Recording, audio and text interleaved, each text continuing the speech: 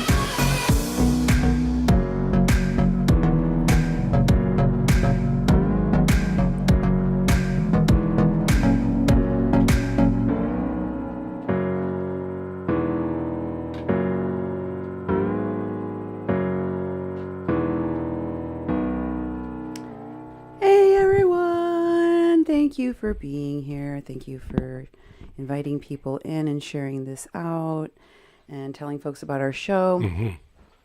You know, A Mexican Crossing Lines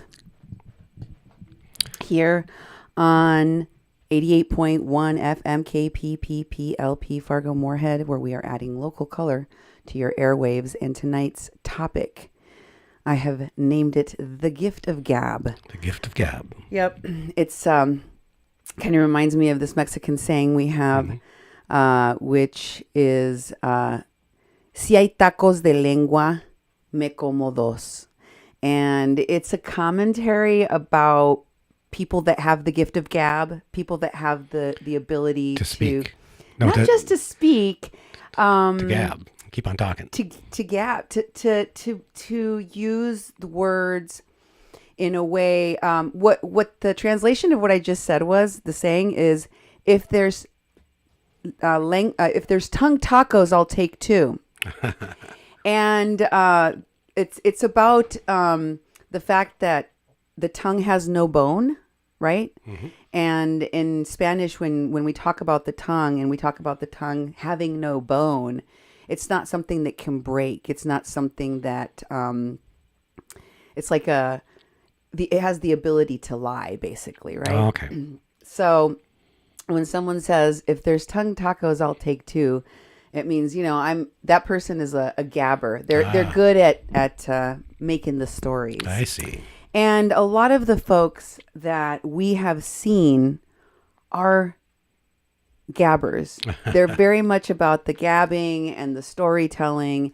They're very much about, the stories that they've told about themselves from their escapades at Standing Rock and what they're doing now, and a lot of their origin stories, as I was telling people in my last show, even of these politicians, is Standing Rock. Yeah. We found out that Alexandria Ocasio-Cortez went to Standing Rock, and she was part of a ceremony. And she's inspired. Her whole political career came about because of that. And like I was saying in the past couple of shows, the idea that people, if they were at Standing Rock, that's their street cred. And it's like, because it's one of the largest gathering of indigenous people in over 100 years, and it was a protest camp. So all sorts of people, you'll hear them talk, say, well, I wasn't at Standing Rock, but I knew all this stuff. But it's like there's this credibility that they give themselves for being there, and people did so many different things at Standing Rock, it's just like, and then it's like a lot of these people are using it that this is this big thing that happened in their life, and it launched them into a new way of being, and running for political office and taking over things, making lots of money, doing junket tours, doing speaking engagements, it goes on and on and on. Those are the gabbers for sure. Yeah, and of course they make the media rounds to these specific media places where they all end up getting featured, and then they just, it's a pattern that I'm starting to notice, and how these people have gotten developed as personalities, characters, political figures, media figures, etc.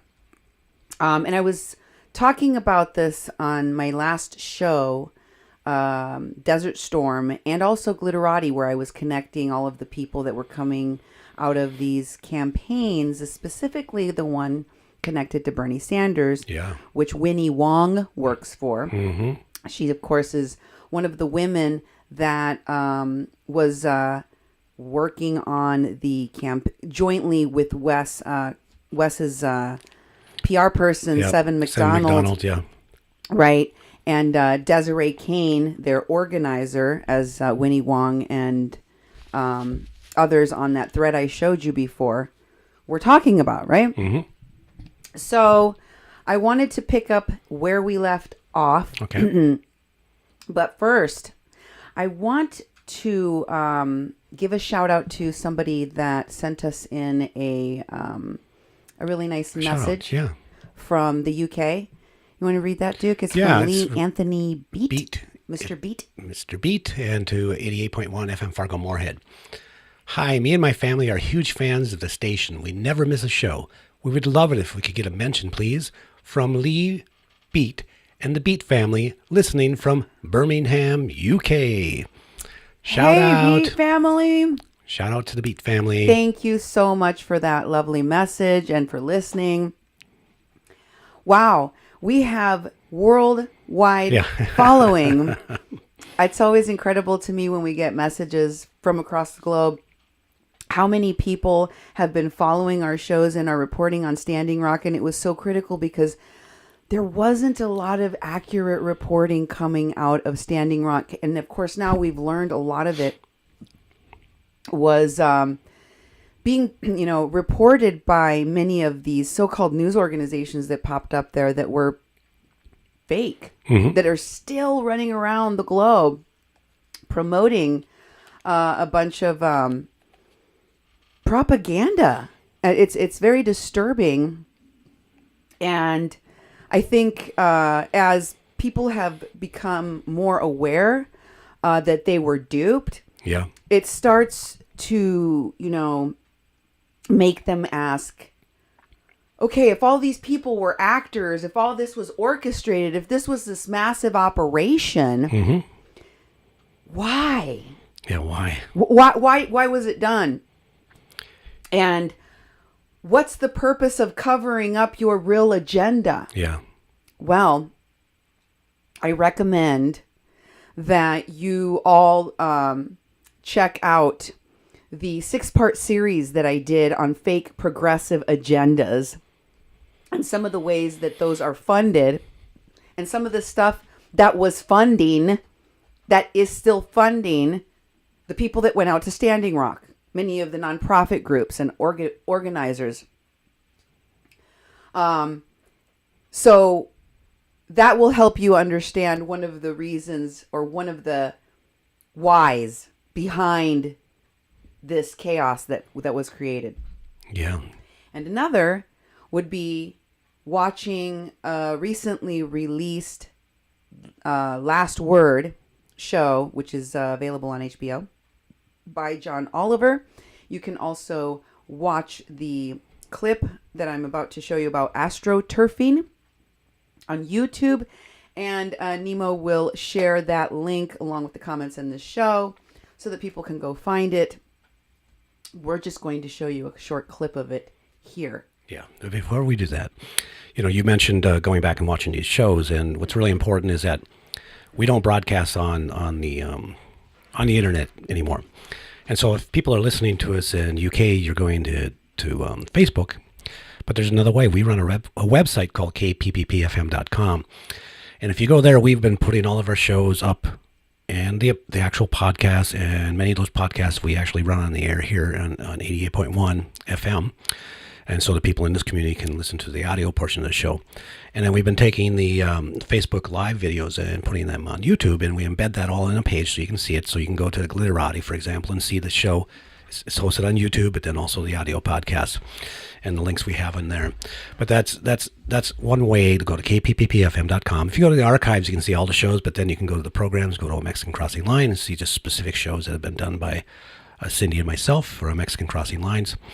And also on that page, you can contact us. You can do a contact form and send us a message. You can go right there at the bottom of your screen, 701-566-0917.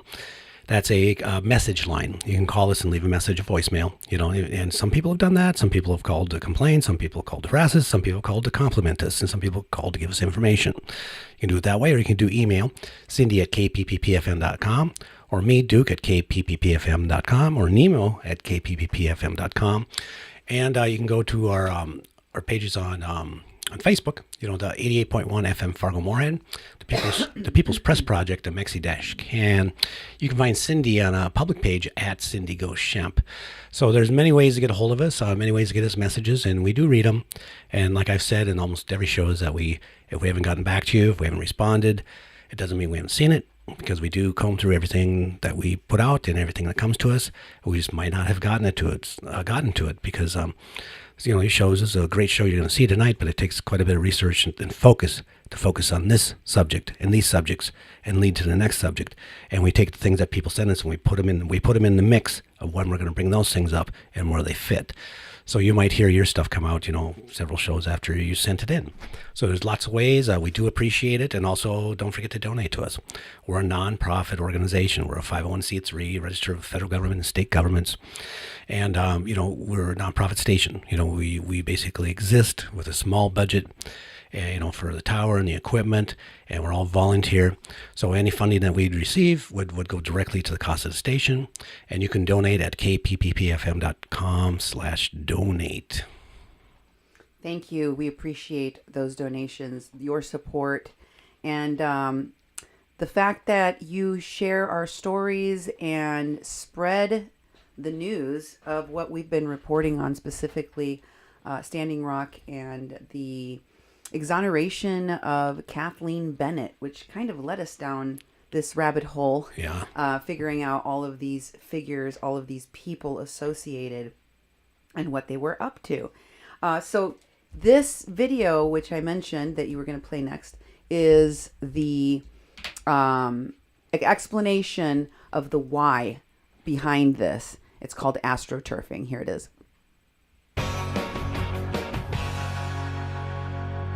Astroturfing, which sounds like a new teen trend of fucking artificial grass while eating Cascade pods. That's right, the teens have moved on from Tide. It's all about Cascade now.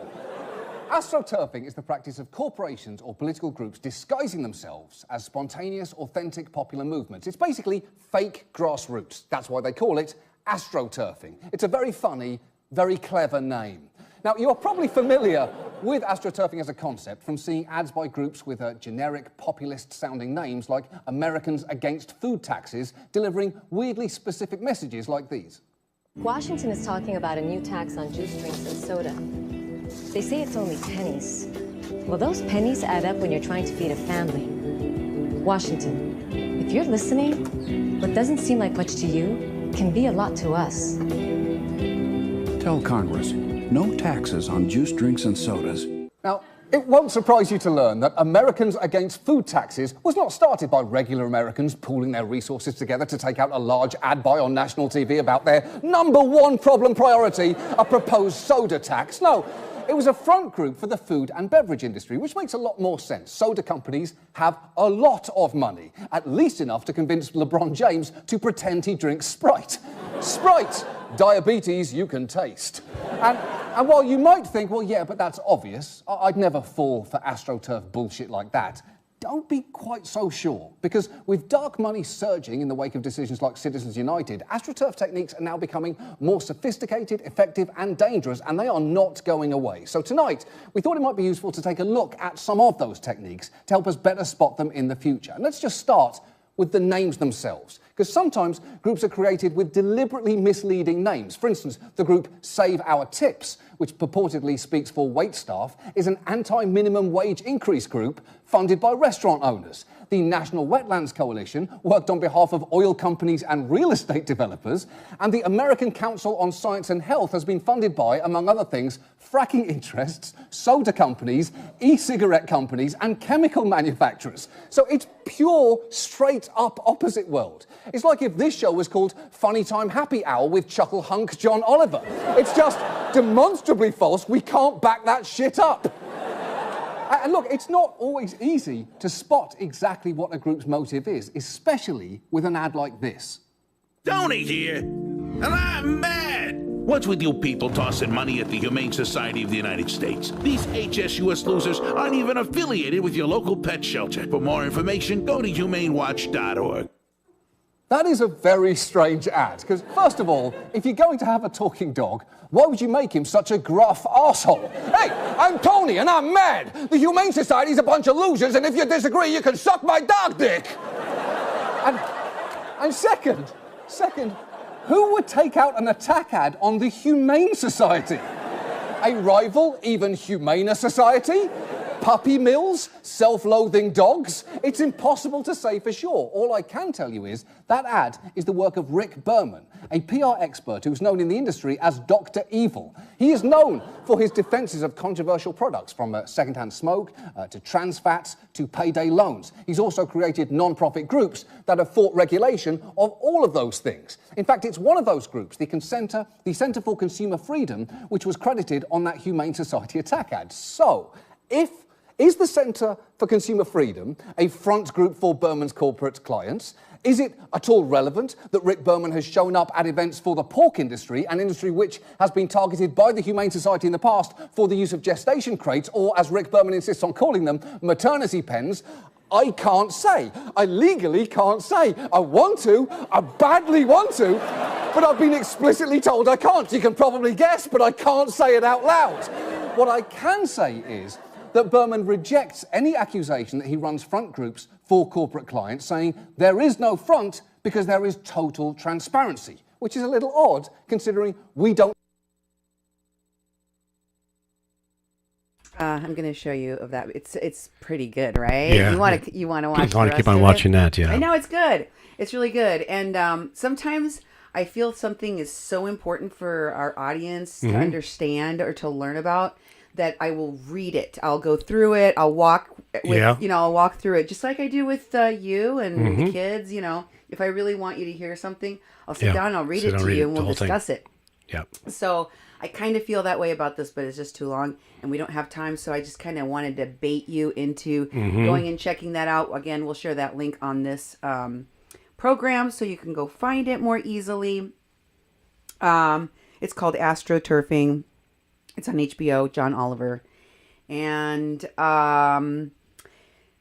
now let's start kind of where we left off. I wanted to give you an update. Here is a piece from CNN that talks a little bit more about where I left off on our last show, Desert Storm, in which I told you about how the glitterati and the people that were working on Bernie Sanders' campaign and that ended up going out to Standing Rock were connected to a horrible tragedy that happened out in the desert where a compound of people was found, including 11 children, one of whom is dead. Yeah. A little boy. And there is so much more to that story.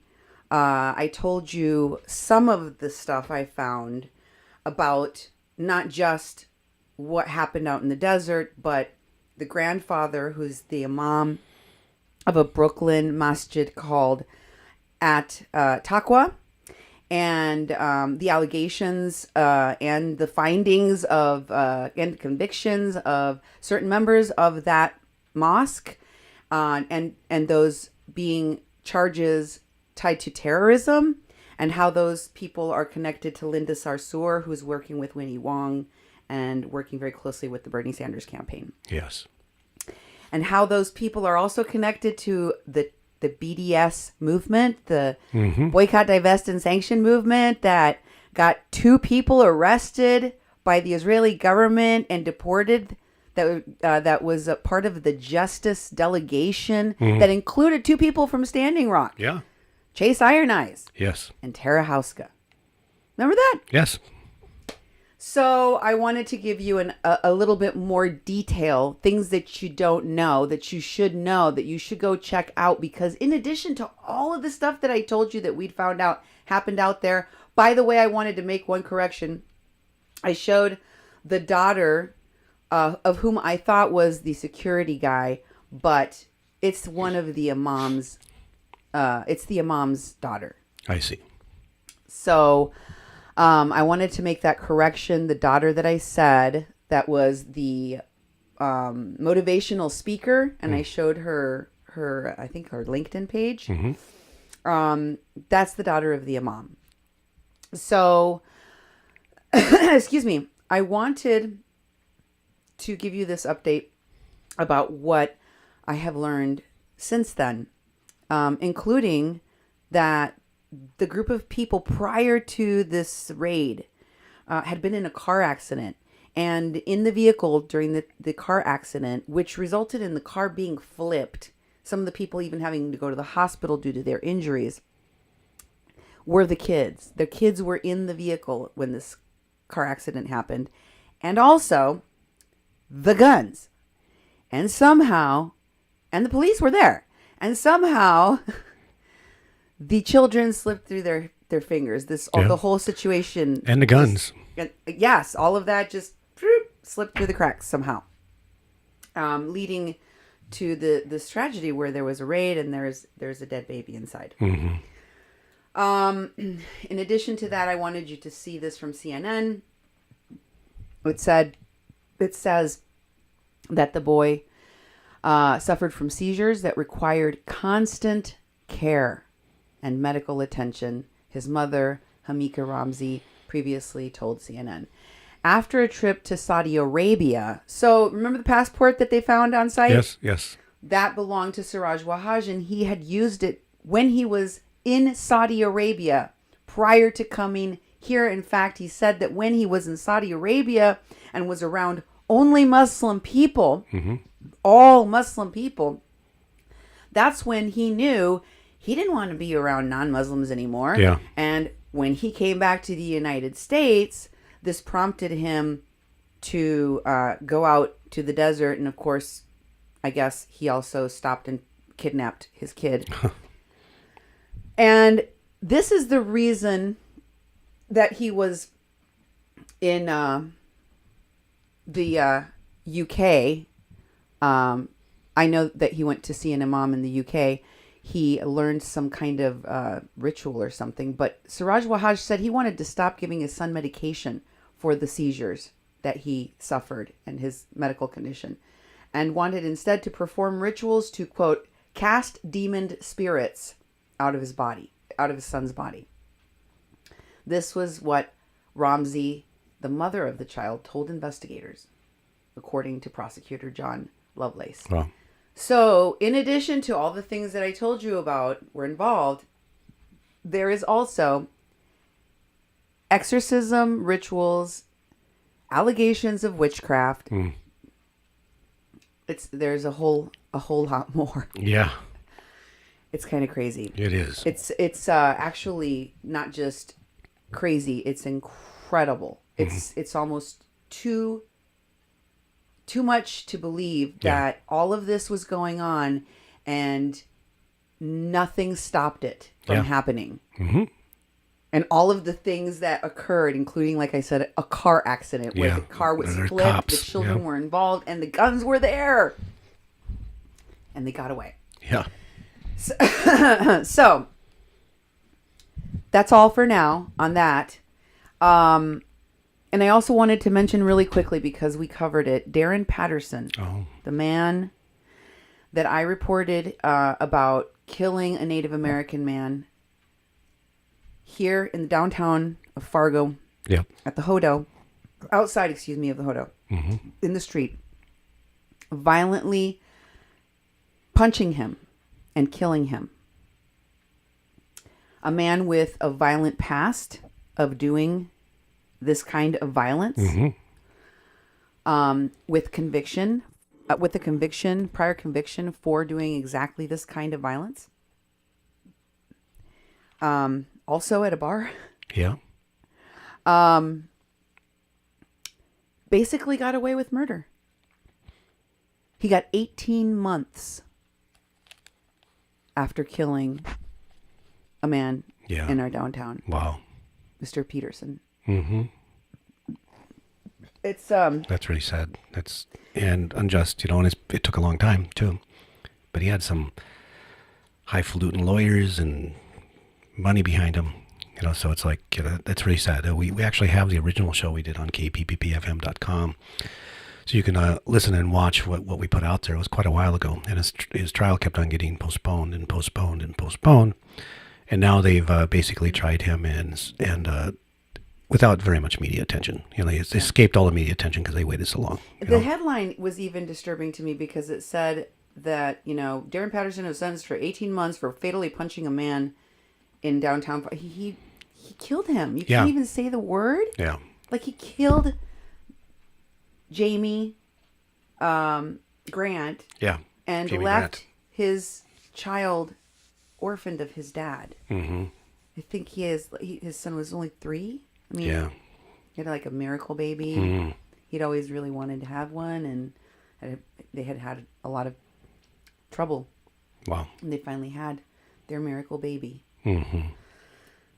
Oh my God, it's so heart-wrenching. This Yeah, it guy's is. not even from here anymore. He now lives, the murderer, now lives in Vegas. 18 months, that's Wow. it. Well, Very heartbreaking story. If you want to hear everything about that, you can go back to the archives of our show on kpppfm.com. that's right. So those are all the updates that I have for you. Now we can really get into The show. But do think about the concept of astroturfing. If that little clip helped you to imagine that you're basically building fake grassroots, right? Yeah. And you're co-opting for a different agenda. That's kind of what we have seen. And I wanted to start off kind of where I told folks I was going to leave off on my last show, which was Tulsi Gabbard, because I talked Yeah. about this Linda Sarsour with the Women's March, Yep. how she went to Standing Rock, how Tulsi Gabbard was at Standing Rock, and Alexandria Ocasio-Cortez. Yes. And so I want to go back to this Jacobin article and tell you a little bit about it, because I don't think people really paid attention. Oh, and this is the Seven McDonald picture. See how she was kind of one of their people that was being handled by their PR people? Mm-hmm. Seven McDonald. These same Hollywood people were involved at Standing Rock. This was prior to Standing Rock. There's Tulsi with none other than Activate Now, Ed Higgins here. Yeah. Next to Tulsi on the other side is Jesse Ilnicki. Mm-hmm. And oops, why did you take that away? And then after that, we have Paisano. I can't remember her first name. Something Paisano. Something... I can't remember. Anyway, behind that is Joseph George and Mark Sanderson. Yes. And I can't remember who the guy behind Tulsi is, but there's Evan Duke the Third and Ed Higgins the Third. So we've learned so much more about this veterans group, right? Yeah. This veterans veterans stand for Standing Rock, turned Veterans Respond, turned all of those other veterans. Again, I did a whole series of shows about those folks. And I want you to read what it says there on the post along with this picture, if you could. See if we make that larger so we can actually read it. It says it's via Tulsi Gabbard. Yep. So this comes from Tulsi Gabbard. Last Sunday night at Standing Rock with fellow veterans at their camp, they established a command team in Operations TOC. They are assisting with safety and security operations in the camp.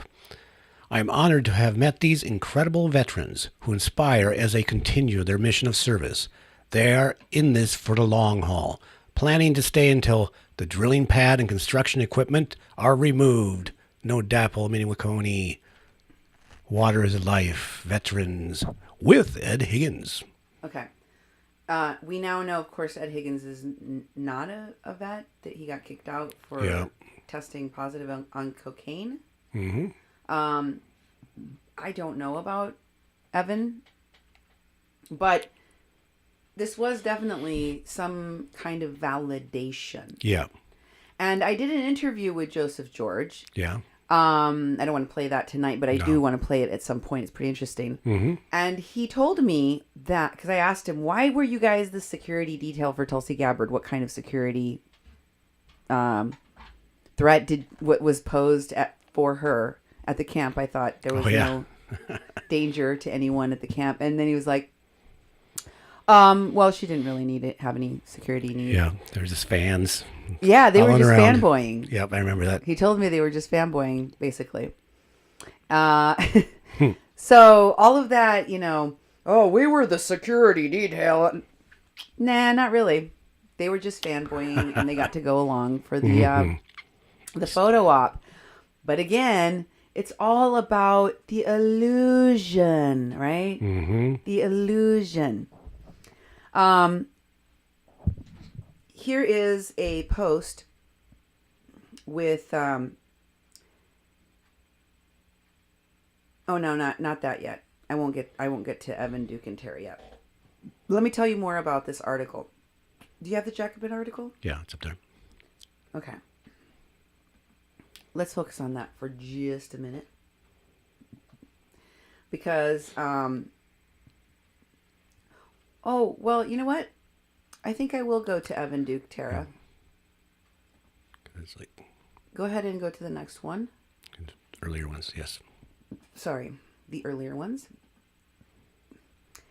This is Evan Duke, one of the pictures one of the guys in the picture with Tulsi Gabbard. Yeah. He was living or just moved in as roommates with Chelsea and our recent update of that That's right. situation. Chelsea Lyons Kent. And he's from, are they from Portland, Oregon? Or? I'm not sure where they're from. I know they were living out there. They were living out there, right? Yeah. And in this post, can you read it, honey? Sure can. Evan K. Duke, the third. I got a pretty sweet picture of you in D.C. on Inauguration Day, Tara. I'm still sorting through the pics from last year. Anyways, this is for you. So he shows Tara Houska, Yep. right? Yep. We were just talking about her and the Justice delegation. Mm-hmm. Here's one of the people that she was hanging out with. And on this picture, you see Frances Fisher, Yeah. right? Mm-hmm. Which we were just talking about, connected to Winnie Wong and all the glitterati, saying to Tara, "Love you, Tara, XOXOXOXO," on Evan Duke III's post. So Frances Fisher knows Evan K. Duke, knows Chelsea Lyons, knows Ed Higgins, knows all those these people, loves all those people. Yeah. I've showed you her connection to those people in the past. Or should I say those rapists? Yes. Because they're rapists. And thieves. Chelsea's a rapist. Ed's a rapist. It's true. Okay. Next, I want to show you the Jacobin article. All right. Now, can you go to the document Sure. and read a little bit of the facts, each one of those numbered facts All right. about Tulsi Gabbard that I pulled from that Jacobin article. I'm not going to read the whole article, Okay. but I do want to share some of the people. things that people should know about Tulsi that they probably didn't know, as this article titled Tulsi Gabbard is not your friend, Yep. wants you to know. Here are some facts. Yep. Her father is Mike Gabbard, a former Honolulu city councilman, state senator, and high-profile anti-gay activist who led a campaign against same-sex marriage in Hawaii in the 1990s. He founded the educational nonprofit Stop Promoting Homosexuality and brought himself to a show on a local radio station to denounce LGBT people. She opposed abortion and supported a constitutional amendment defining marriages between a man and a woman. After Honolulu magazine emailed her father to ask about his former ties to conservative Hare Krishna splinter group of 2004 profile, it was Gabbard who replied angrily, accusing the magazine of acting as a conduit for the Honolulu Weekly and other homosexual extremist supporters of Ed Case, her father's opponent.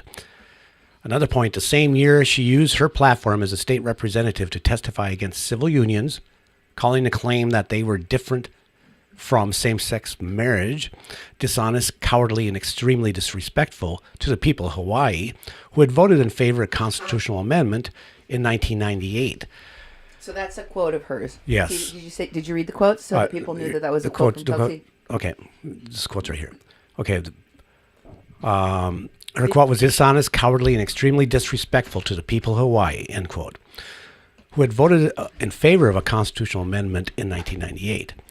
Said, So Yes. so that you have to give them the context, honey, because otherwise it doesn't make any sense. Yeah.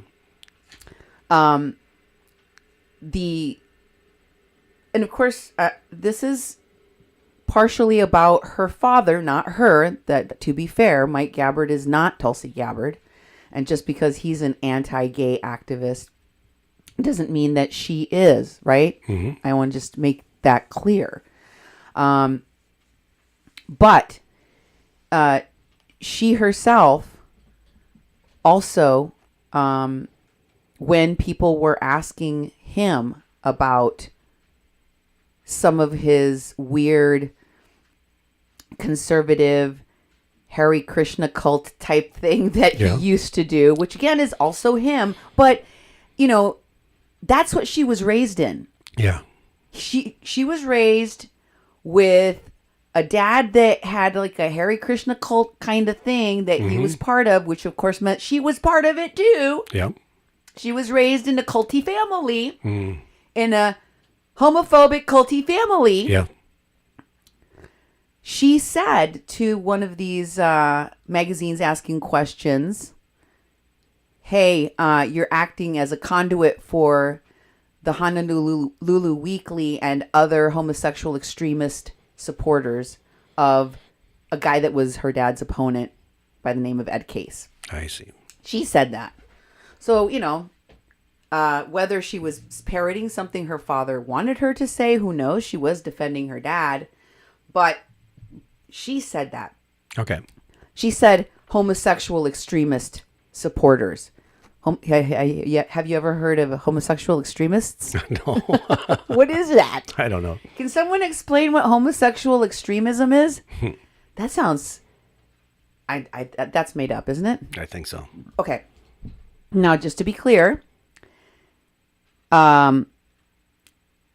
she also said during that same year, when she was a state representative and she was testifying against civil unions, marriages, okay? Well, they're not technically marriages, they're unions, but the people that wanted same-sex marriage, right? Yeah. And she said that unions, civil unions, were, quote, dishonest, cowardly, and extremely disrespectful to the people of Hawaii.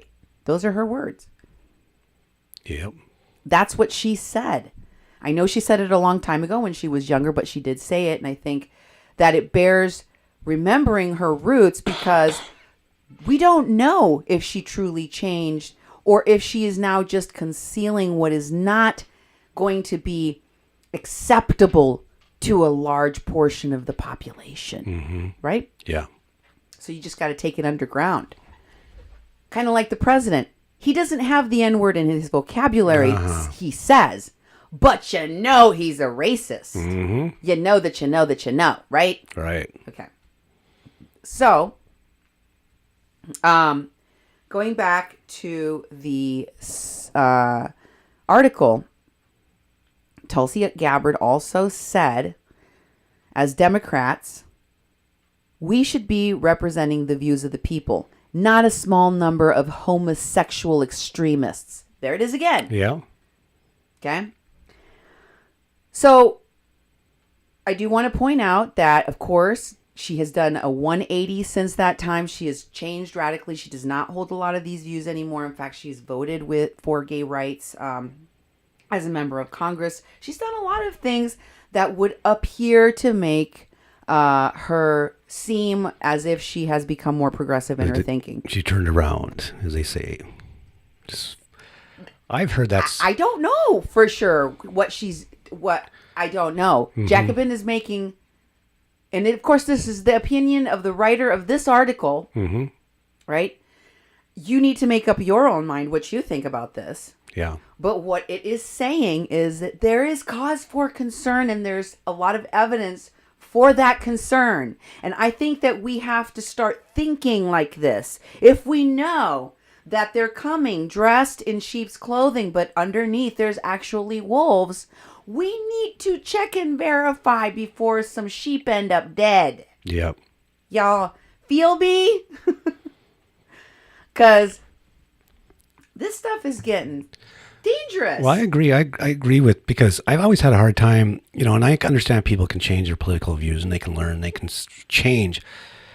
But my experience with people who were very, very evil and conservative, all of a sudden switching to be liberal and progressive, like Ed Schultz, and who he's passed away recently, but he lived in this community. I knew him as a redneck football player that did our local news and talk shows, and he went out, and he was vile.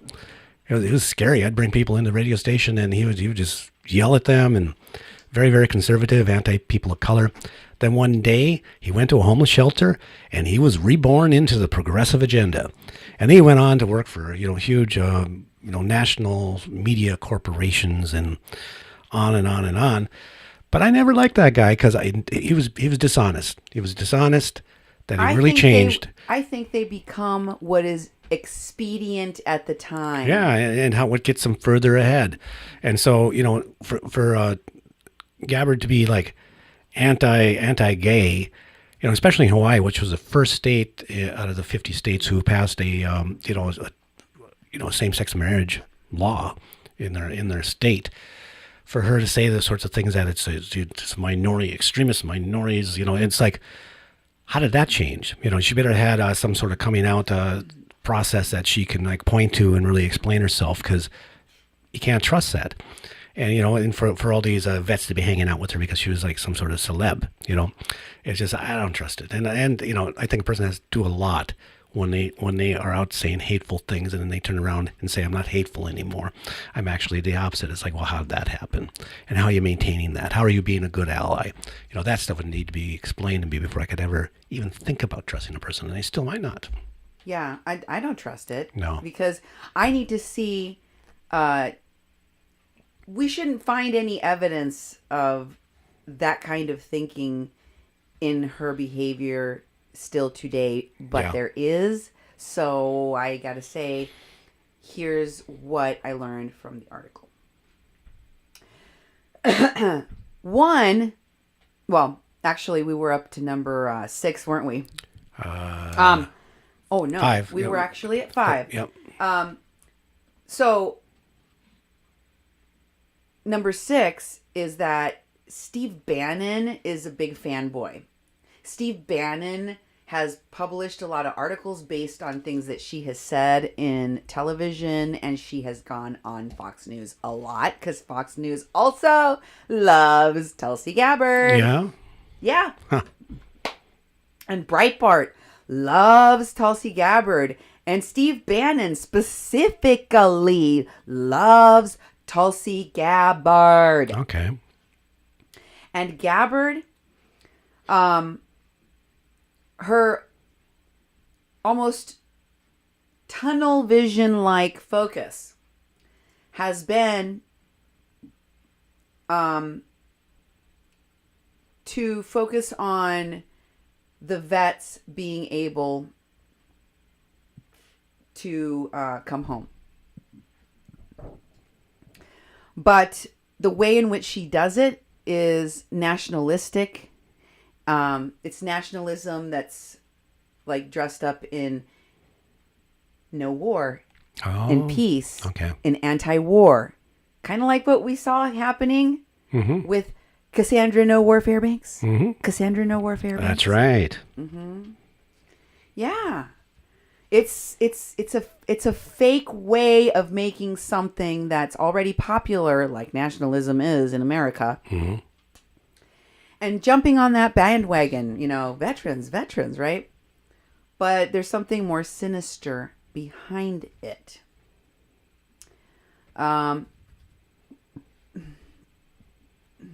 Oops, I think I lost my place. Oh, where is Cassandra. I was gonna say, where is Cassandra? She's so far into the future, dude. We're not even close to her. I thought, is she coming up next? Actually, she's gonna be on the show because I wanted to show you a little bit of how I see the transformation of these people kind of really going. And she's one of those that kind of has shown a lot of that transformation. I kind of would argue that they really are who they are, that they have arguably not changed, and especially not enough. Another thing that you should know about her, she has anti-interventionism, but it's very selective.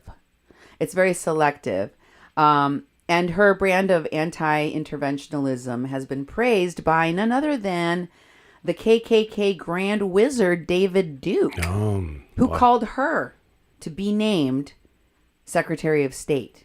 Wow. Oh, yeah. He loves some Tulsi Gabbard. When you have the former Grand Wizard of the KKK and guy who endorsed Donald Trump and Steve Bannon, adoring, fanboying, and, impulsing your career? Yeah. Supporting your career? Y'all better pay attention. Something that should not pass the smell test for anybody. Don't you find that troubling and disturbing? Yes, I do. And the title of the article is Tulsi Gabbard is not your friend. And once again, it's like, you can't forget about these things. And David Duke and tried to get her a job in the cabinet. I mean, Just I would not separate- want to go near that person. If I saw that person at Standing Rock and Tulsi Gabbard and I knew anything about it, I can stay way away from her. What's she doing here? You know, she hanging out with the Bundy people that came out there. They were out there. I wasn't going to go hang out with them. I'd stay far, far, far away. Guess who else she hobnobs with? Who? Trump supporter and donor Sheldon Adelson. You've heard of him. He's super, super rich. You've heard of him because it's been very controversial who he's given money to and for what campaigns. But he is one of the big Trump supporters. Adelson is also someone who believes Palestinians are quote unquote made up people. Oh, okay. Okay. Wow. So yeah, he's bigoted, and Tulsi Gabbard equates Islam, the religion. She frequently does this. She's done it a lot. This is one of the things that Breitbart has praised her for. She's gone after Obama for not saying what she thinks he should say about Islam. And that is that she equates the religion to radicalism and terrorism. Okay. They go hand in hand for her, and she wants it to be called radical Islam. Or I can't remember the exact words that she wants it to be called, but I don't even want to repeat them because it's ridiculous. But that is what she equates the religion. The whole religion and everyone that practices or believes in it. She equates that to radicalism and terrorism. Wow. So that's another reason. Reason number 8, she supports the discrimination of certain refugees. And again, you have to really look at that issue. Read the article. You'll find out more about the specifics on each one of these points. Number 9, she has other strange friends, which include Narendra Modi, who is the, by the way, he hates Muslims. He is the dictator in India, or the president of India. I'm sorry, I didn't mean to call him the dictator. The other person she's friends with, Tulsi Gabbard, is also friends with Egyptian dictator Abdel El-Sisi. Oh. So El-Sisi, I don't know how to pronounce that. I apologize if I said that wrong. Tulsi has again changed a lot of her then beliefs and said that she is now not anti-gay. She said that when she went into the service, that's when she, quote, began to realize that the positions that she had held previously regarding the issues of choice and gay marriage were rooted in the same premise held by those in power in the oppressive Middle Eastern regimes that she was fighting in. And that's what helped her change. But suspicion about whether or not she's really changed linger. Her state Democratic Party LGBT caucus, for instance, openly distrusts her. Wow. That's not good. That's not a good That's sign. horrible. They have backed her They backed the LGBT caucus of the Democratic Party. Did not back Tulsi Gabbard. Okay. They backed her opponent in 2016. Wow. That's how much they do not like her or trust her. What does that tell you? See, they have the gaydar. They have the ability to know she is not a friend to queer people. Okay. I don't know if that's what gaydar really is. I don't think it is. But I got that wrong. Okay, so also, here's further proof. And this is in the present, not in the past, when she was 23, when she was espousing these beliefs. But when she was questioned why the LGBT caucus, which had actually supported her 3 years earlier, had turned against her, the chairman cited 2 things. One was her less than stellar answers to a questionnaire that they sent her, the caucus sent her. And she did badly. She did not pass the test on the answers that she gave. Okay. So that was one of the reasons they said, nope, we don't believe her. Because they did believe her, but then they tested, and they're like, they scratched beneath the surface, and they're like, no, she's still homophobic. Yeah. Not good. And the other reason was that there was a 2015 interview. They cited a 2015 interview with Ozzy, which can be found on iHeartRadio. I'm not going to play the clip here because a lot of it is words and not audio, so I would have to read them anyhow. Okay. So you might as well go and watch it there. But in it, she confirms that her personal views on gay marriage and abortion actually hadn't changed. Okay, see, told you. But that her views on whether or not government should be enforcing those moralities had. Oh, yeah. But the government does, you know? And so anyway, another thing y'all should know, and this is the last reason I'm going to give you from the article. There are actually more, but you need to go read the article for yourself. It's a good read. It's important. And we need to know. We need to actually do more checking, more vetting, and making sure. Yes, I know this administration and what you have seen, if you are a progressive, even if you're a Republican, might make you want to go and go find the first socialist, the first Democrats. Yeah. The first brown Democrat, the first whatever woman Democrat that you can, so that you can go vote for them and you can donate to their campaign and you know, cleanse your palate. But verify before you vote. Verify before you vote. Hashtag verify before you vote. Yep. Please, because I don't trust these people. I don't trust a lot of these people. A lot of them are fake liars, con artists, frauds, and they set themselves up to have, you know, this is going to be their career now for a while, making money. And of course, what could be behind all of this? I don't know. Is a pipeline involved? Oh, maybe oil? We're talking about the energy sector. Maybe energy economies? Wonder what could possibly be driving all of this.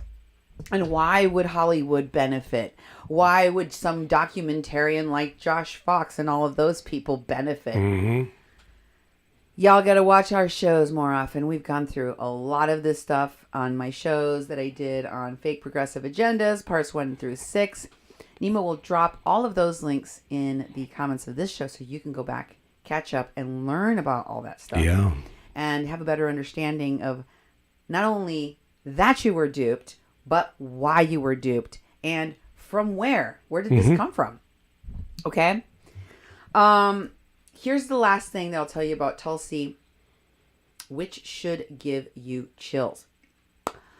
Tulsi managed to secure a special invite to the American Enterprise Institute party. Do you know what that is? No, I don't. Well, it's very super exclusivo. Only for the glitterati of the glitterati, the creme de la creme brulee. And they have an annual closed to the press party retreat where she hobnobbed with people like Dick Cheney. Oh, boy. Bill Kristol, Mike Pence, Rupert Murdoch, and the DeVosses.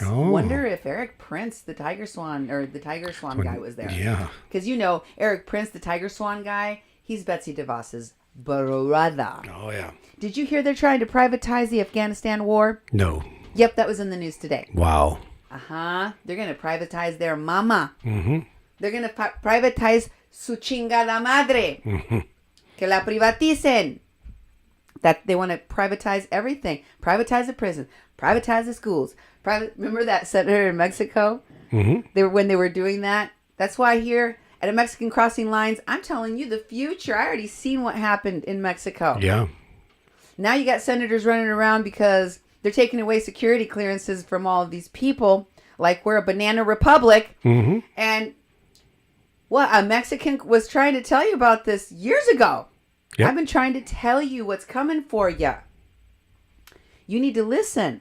if you don't want to end up like over there across the border, Yep, right? exactly. Also present at this exclusive party, okay, were sponsors like Lockheed Martin, Canada's Department of National Defense, and others. By the way, that's who sponsors the pate. Wow, interesting. And Tulsi, at the urging of the American Enterprise Institute, had spoken at the Halifax International Security Forum, which is sponsored by those same groups. Okay. those groups that I just mentioned. Wow. So she has been involved in energy policy. What? Huh. Nora Maccabee, Oliver Stone, Sean Stone, Wes Clark, Phyllis Young, Standing Rock. Wow. What did Wes say? Let's go back to what Wes said. Let's listen. What did he tell us about who took him to Standing Rock? Oh, that's right. Let me hear this, please. I was contacted by Sean Stone, Oliver Stone's son, Okay. who said he wanted to write a movie with me. Okay. 1 month later, I get a call from a man named James Martinez. James Martinez says he got my number from a friend of mine named Nora Maccabee. Okay. When I called Nora and asked her yesterday where she knew James from, she said he was a friend of Sean Stone's. So the first question is, why would a friend of Sean Stone's go to a friend of mine to get my number when they could have gotten my number from Sean Stone? Right. So he became the person who got me involved with Standing Rock. He called me up and he said, I was friends with Russell Means and, I'm here to... He told me I needed to save the Lakota Nation. And he became my go-between with Phyllis Young. Phyllis Young I'd never talked to her without him calling Phyllis and connecting us. Wow. At first they wanted my dad out there. And my dad was like, fuck no. So, I told you all this story when we, did the interview back in January, how that month went.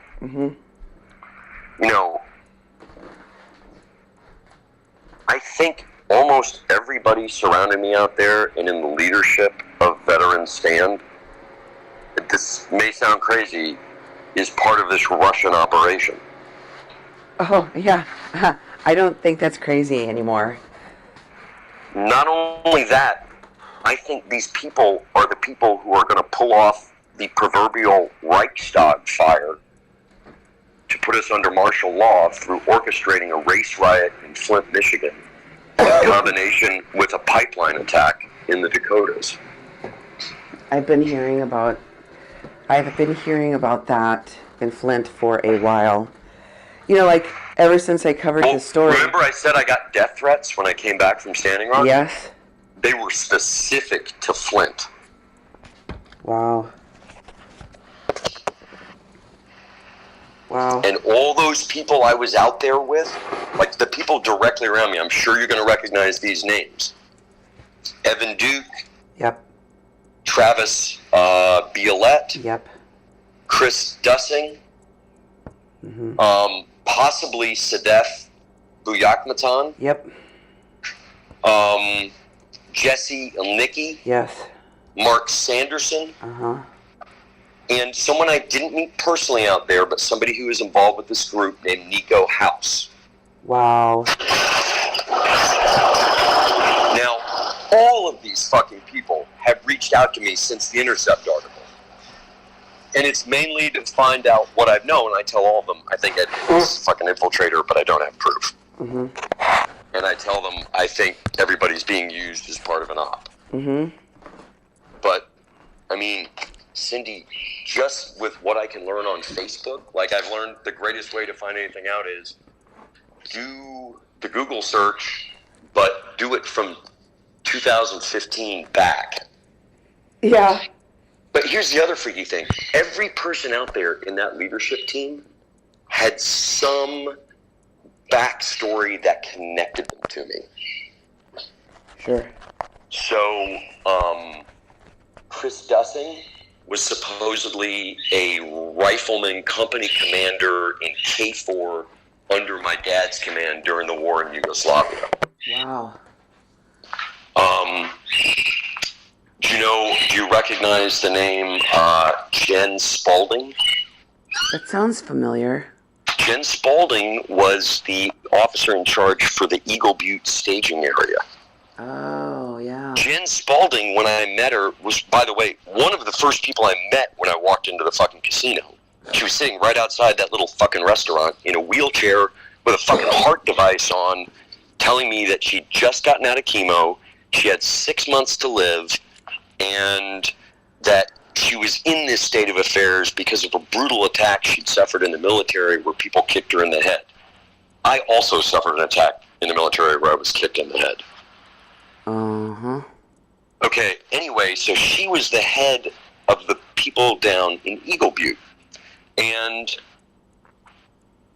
she had this story about being attacked by neo-Nazis when she was there. Mm-hmm. But what I've noticed is she drives all over the country. She's still alive and heading to Michigan. Now, when you look at her Facebook page, it says, all the places she's lived, like, Texas, Oklahoma, Carolinas, Georgia. Nothing about Michigan. But if you do a search of just her name, like in quotes, and, before, 2015 and earlier, the only shit that shows up about her online is A, that she's disabled, and claims to be a veteran, and B, some restaurant reviews for, like, Yelp on, like, fucking McDonald's and Arby's in Lansing, Michigan.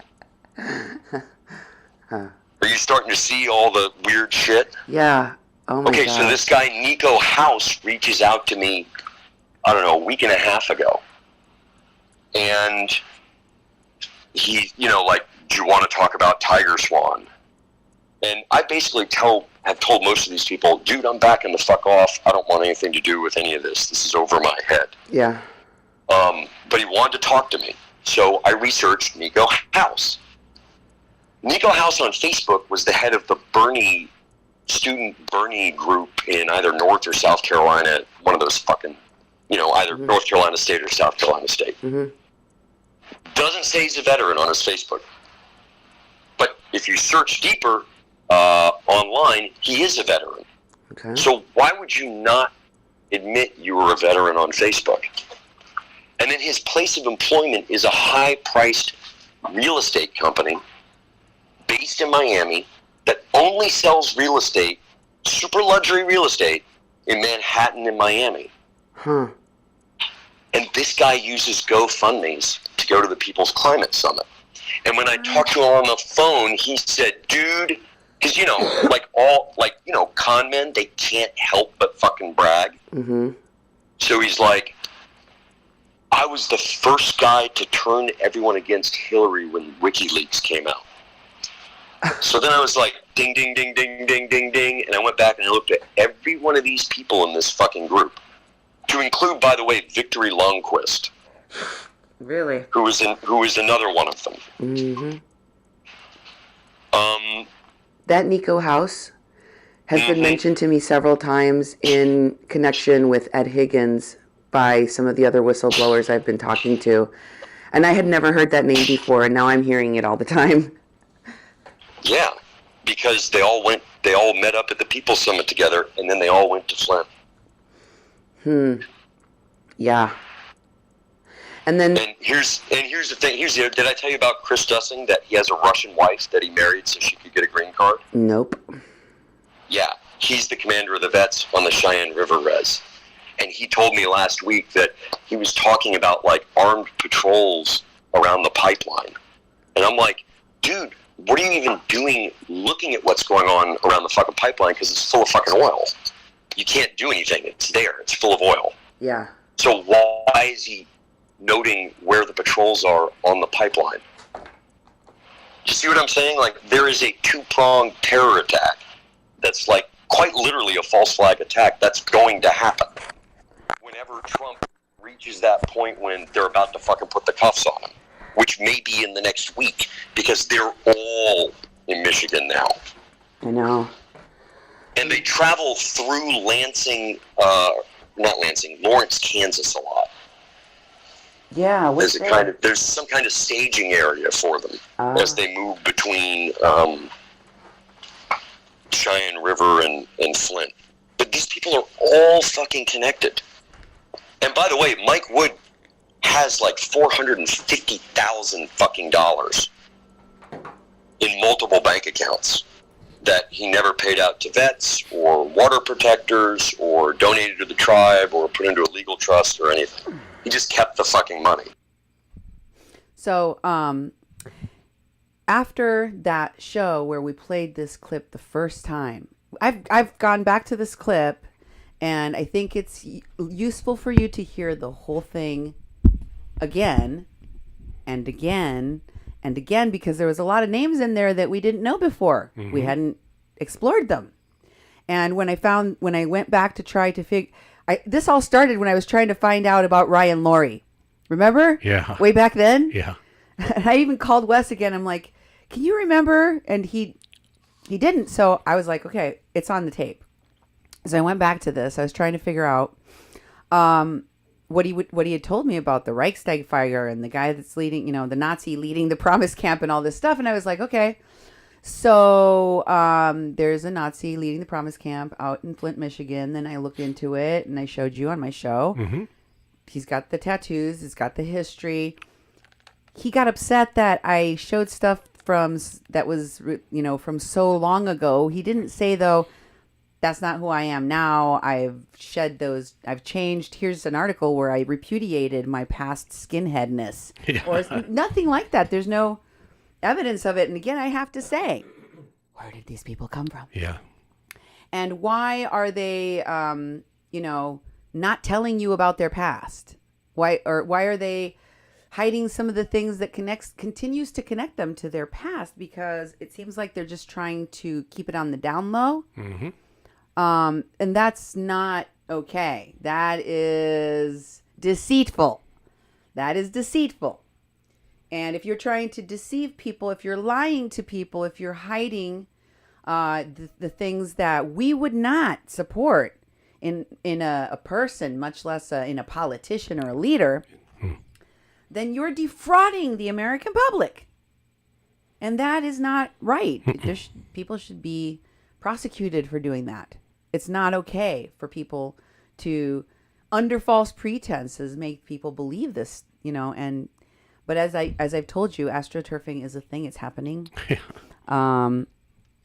After the show in which I first played this clip, there were some comments that were really weird. Nico House, the host of Mi Casa is Su Casa, that's his show that he has. Yeah. Posted this strange comment on the show. It says, Missy Waddell. I didn't mention Missy Waddell during the show which I played this clip, by the way. And as you heard, that was Wes talking about who invited him to Standing Rock. Mm-hmm. I wasn't saying that. You weren't saying any of that. It was all from Wes. I didn't say Nico House's name. Okay, so this is what that's why it's bizarre, because I was like, what did he say? What is he saying? He says of Missy Waddell, so for those who don't know who she is the woman that told me that she had been raped by Ed Higgins, who shared her story here on 88.1 FM. It's been a year. Yeah, it's been a year. A year longer. Mm-hmm. Yeah.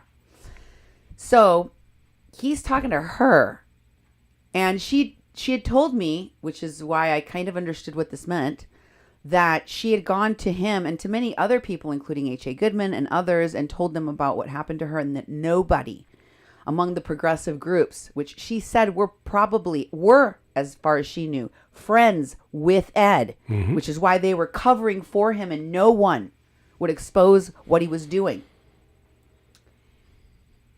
Said this to Missy in his post. This is what Nico said. Missy Waddell, I'm honestly disappointed in you, Missy. I listened to your story and even connected you to my friend to give you more information. We even had a personal conversation about how dangerous the quote white savior complex was when discussing both Jordan and Ed, respectively. For you to facilitate the slandering of my name is sad. I have never done a single thing to you. Granted, I have no idea who this woman is. And I'm pretty positive no one else does either. I think he's talking about me. Yeah. The point is, I was the one who gave you information when you reached out to me and told me your story. And I was the one who told you that I believe you 100%. Thanks for showing the appreciation. This is why progressive journalists don't answer their inbox and victims go unseen. This is why progressive movements die. Wow. Boy, that took a dark turn. I hope the 1,000 views was worth your credibility. Because you just tried to link other people who literally despise each other into some House of Cards nefarious plot based off half-ass Google searches that makes no sense. And then, could you scroll down? I think there's more at the top there. Oh, and then I guess I didn't have the rest of that comment for some reason. Jeff Day comments and says, "What is she trying to say about you? I heard your name, but nothing else." Jeff Day, who I'm going to show you who he is in a second, is talking to Nico House. And he says, Jeff Day, Nico House says, Jeff Day, that Ed, Billy, and Jordan and some others are all working together as a group of some secret sexual assault, water poisoning race rioters, I think. Lamau. Again, to be clear, I didn't say those things. Mm-hmm. I played the same clip I played before. That was Wes telling me, reporting to me what he knew. Mm-hmm. And Jeff Day says, crazy. Yeah. And Missy Waddell says, is it crazy, Jeff Day? ? And Jeff Day says, since I drove with Nico there, I'd say yes. So Jeff Day drove with Nico House to Standing Rock. Yep. That's what they're talking about. I'll show you that in a minute. And Nico says to Jeff, you hear this? Fast forward like 40 minutes. Oh, I think this one was before. This one came before the other ones. He's like tagging him like, hey, did you hear this? And he tags him. And then he tells him exactly at what point in the show we talked about them. Mm-hmm. And then Nico also tags Samira Khan. You just saw her in the Glitterati video, remember? Mm-hmm. And then that's it, I think, right? Yep. Okay, so I just wanted to show you that and show you how what they were commenting about. And here's Nico going to the No Dapple camp at Standing Rock, and there's a picture of the vets marching in that he posted on his Facebook page. Yep. Here is another of him and Jeff Day in the back seat of a car, and it says, still driving, hashtag No Dapple with Jeff Day. And look, Missy was one of the commenters also. Oh, yes. So next we have a picture he posted of the camp sign. It says, this way to the camp, posted November 28, 2016. Mm-hmm. So it's cold. It's getting cold, right? Yep. Out at the camp.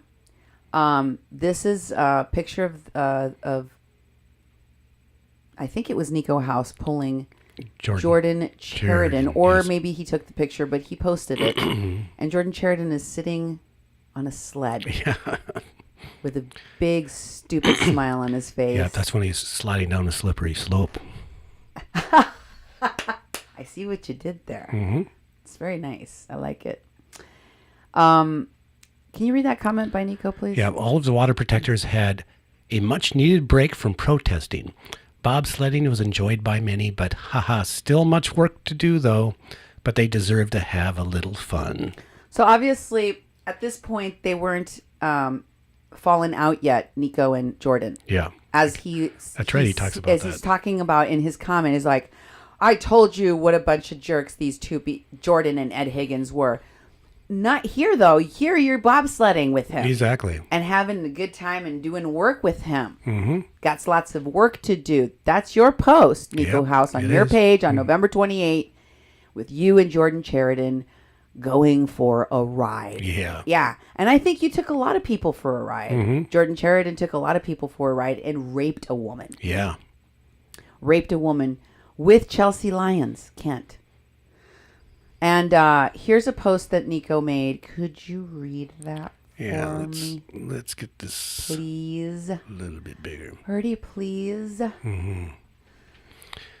Nico House, one of the administrators from Truth Against the Machine, asserted I was fired because I wouldn't leave my apartment. Jordan upset that I was posting to my page and not to TATM because I was not directed. Only after he fired me without telling me.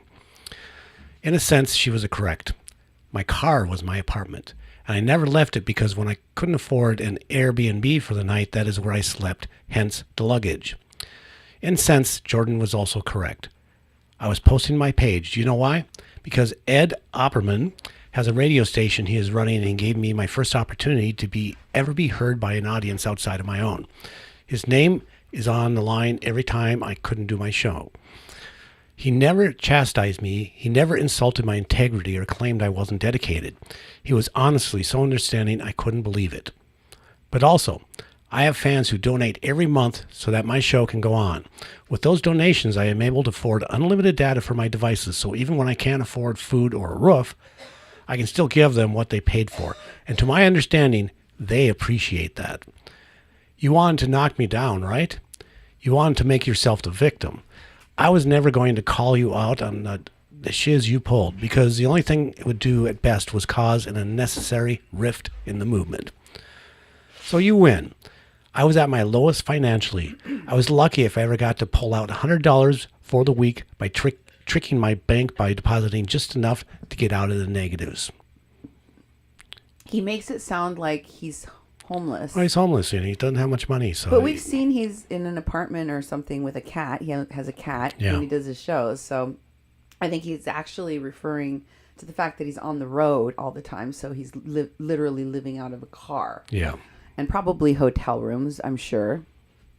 Especially if he was hanging around with those people. Yeah. He dresses pretty nice, so I don't think that he's that badly off as it makes it seem in that post. And Yeah. of course, you heard Wes say he's actually a wealthy real estate Yeah. agent. Yeah. So there's a lot of contradictory things, but of course, only he knows who he really is. Right? Yeah. Exactly. I don't know.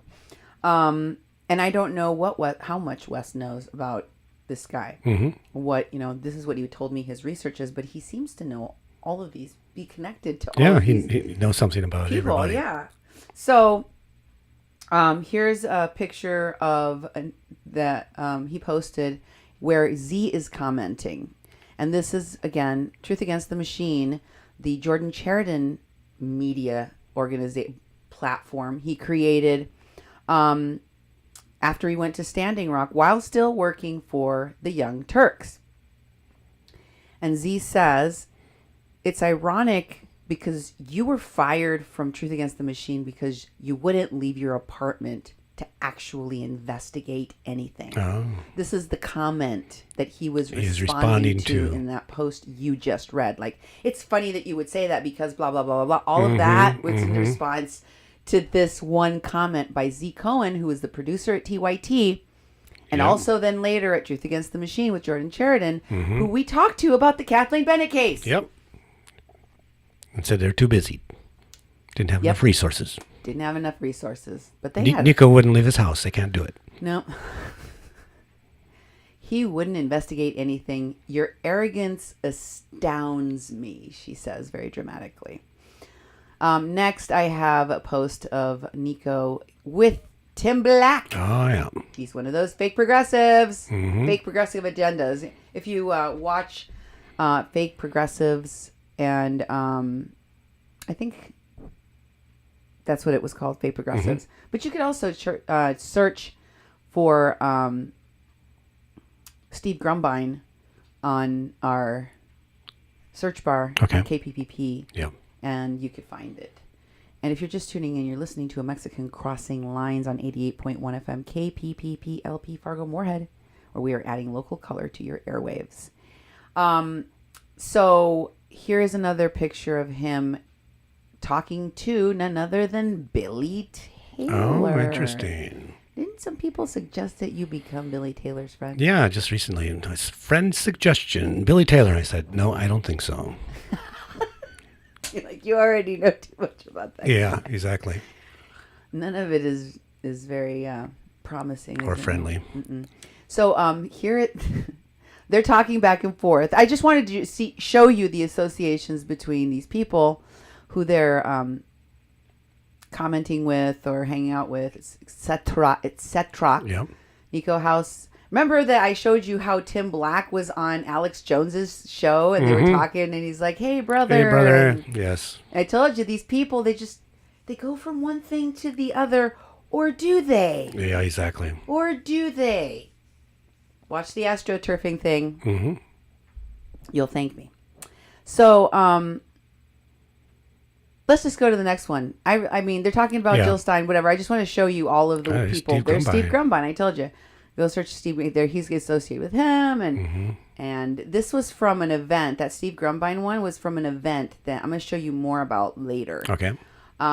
Where all of these people were at, along with the progressive lady from Germany in the cabin box that was talking, interviewing the rapist Chelsea Lyons. You know, those are part of those, like, all those online media platforms, so-called progressive media platforms that looked sketchy AF. When I was like, why is all these white people talking about people of color issues that predominantly affect people of color, and they don't got a lot of people of color advocating. They got a lot of white people doing, even people from other countries. Caitlin Johnstone. They got all these crazy, ex-CIA people and like, what's going on? Comedians and ex-wrestlers and what the hell? B and D and F list actors. Yeah. Unemployed actors. So here's another person that he's connected to. This is the Sane Progressive lady. Oh. She one of those other shows that just popped up out of nowhere. Yep. And this is Nico and Chelsea Lyons Kent, the rapist. Yep. Also a delegate for Chelsea Gabbard, right? Remember, he talked in the clip. Wesley Clark Jr. talked extensively about Flint, about what they were doing in Flint, about who was at Flint. Remember, that was where the Wolves' Den was. I'm going to talk more about that soon. Yep. Take note. And then he's also connected to Bernie. He was the guy, I think he was one of the black men for Bernie. Yeah, and also a student organization chair for Bernie. You know, Yeah, so he's been totally connected to Bernie in several ways. Yeah. I mean, just like Tara Houska. Yep, exactly. You know, there's a lot of these people like Winnie Wong. I mean, all of them. I'm starting to wonder, how do you not know? Bernie, how do you not know? Do you guys just don't check people's backgrounds at all? Because you should watch my show Desert Storm, and you should watch the one before that about Linda Sarsour. There's one more. And show me. Oh, well, look. There's Jeff Day. Yes. The guy from Standing Rock. So, doesn't it just Standing Rock? They ended up bumping into each other and other stuff. Exactly. They're pals. And Jeff Day was one of the people commenting in those comments that you saw on the show when I first played that clip of Wes's. And here's a post that Jeff Day made about his trip out to Standing Rock. Would you please read it? Oh, definitely. This is August 12th, 2016. Jeff Day. I want everyone here to turn your attention away from this election just for a moment and focus on something much bigger than ourselves. As we speak right now in North Dakota, a pipeline is illegally being built on a Native American burial ground. This is a direct violation of our treaties with these people. They're asking everyone who has ability to go to North Dakota right now and stand in front of the bulldozers. And if you can't, at a minimum, it is your job to make every person you talk to aware of this travesty. This pipeline is scheduled to go through more than one reservation, and it will if we don't stand up against this. This pipeline runs right under the main water supplies for these reservations, meaning when it breaks, not when it breaks, it'll contaminate all of their water supply, will then contaminate the wild animals and their food supply. And once everything is poisoned, they'll be forced to abandon their homelands, the only thing they have, or die. The children and the future generation of this reservation depend on a future just like you do. Please do the right thing. This needs to be covered by mainstream media. Call your local news. Tell them to report about this, something that matters right now. And if they refuse, it's up to us to make our people aware. There's a link for a petition, respectourwater.com, as well as tons of literature to educate yourself about this matter. And you can also donate to the cause at sacredstonecamp.org. You can donate money, and there's also a list of supplies needed. Thank you so much for looking into this. What's most important is we continue to educate others about this. Okay, now I want you to go all the way back to the top. All right. Because did you see how he spelled pipeline? Yeah. Also, did you notice how many misspellings there were? Yeah, a few errors in you the grammar. didn't read those when you read you kind of corrected. Yeah, I did. All of the misspellings and incorrect grammar and incorrect use of, words. But I thought it's relevant to point out because it'll become important in a little bit. Okay. It'll become more important that I note that. I'm not just trying to be a jerk. Yeah. I was the editor of paper, but I can make mistakes. And when I type on social media, I'm not like writing for the newspaper. So yeah, and I make mistakes when I read, but when he says, meaning when it breaks, not of it breaks. Not of it breaks. Yeah. Yeah, right. Mm-hmm. But here's the thing. And I'm not trying to just pick on him for the sake of picking on him. Mm-hmm. Many times when I am typing on social media, I'm using my phone. So Yeah. I'm typing with my fingers, not on a computer where you have, the correct position to type and you like got this like tiny buttons and stuff. So Yeah. I get it. It's not for that reason that I find it interesting that he has so many grammatical errors and misspellings. It's for another reason, but continue. Yes. So this is another person that he is associated with. It's Yeah. none other than the guy that introduced Wes to Seven McDonald, or Yeah, so exactly. he claimed. Yeah. Until I believed it until I saw the pictures of Nora Maccabee friends with McDonald too, going, wait, but you said you were good friends with Nora Maccabee, and so is Oliver Stone, and so is Sean Stone, Yep. and it seems like this whole story about Seven just coming into your life is also a lie. Mm-hmm. So most likely, Josh Fox may also be someone that he knows well. Who knows? But there's Josh Fox, one of the people responsible for the horrible documentary Awake, in which all of the criminals from Standing Rock appear, including Mulaney Stoneman, the woman that kidnapped a Lakota elder, left her to die in a hospital, and put an innocent Lakota woman in a jail cell for 6 months. And she would have been there for up to 15 years had we not exonerated her. Exactly. And gotten her money to get a representative, a lawyer, so that she could defend herself. And defend herself she did, and they dropped all the charges. Exactly. None of these phony people who said they cared so much about the Native Americans and the women and protecting the women and the children and cared about Kathleen Bennett or her mom. Nope. Nobody.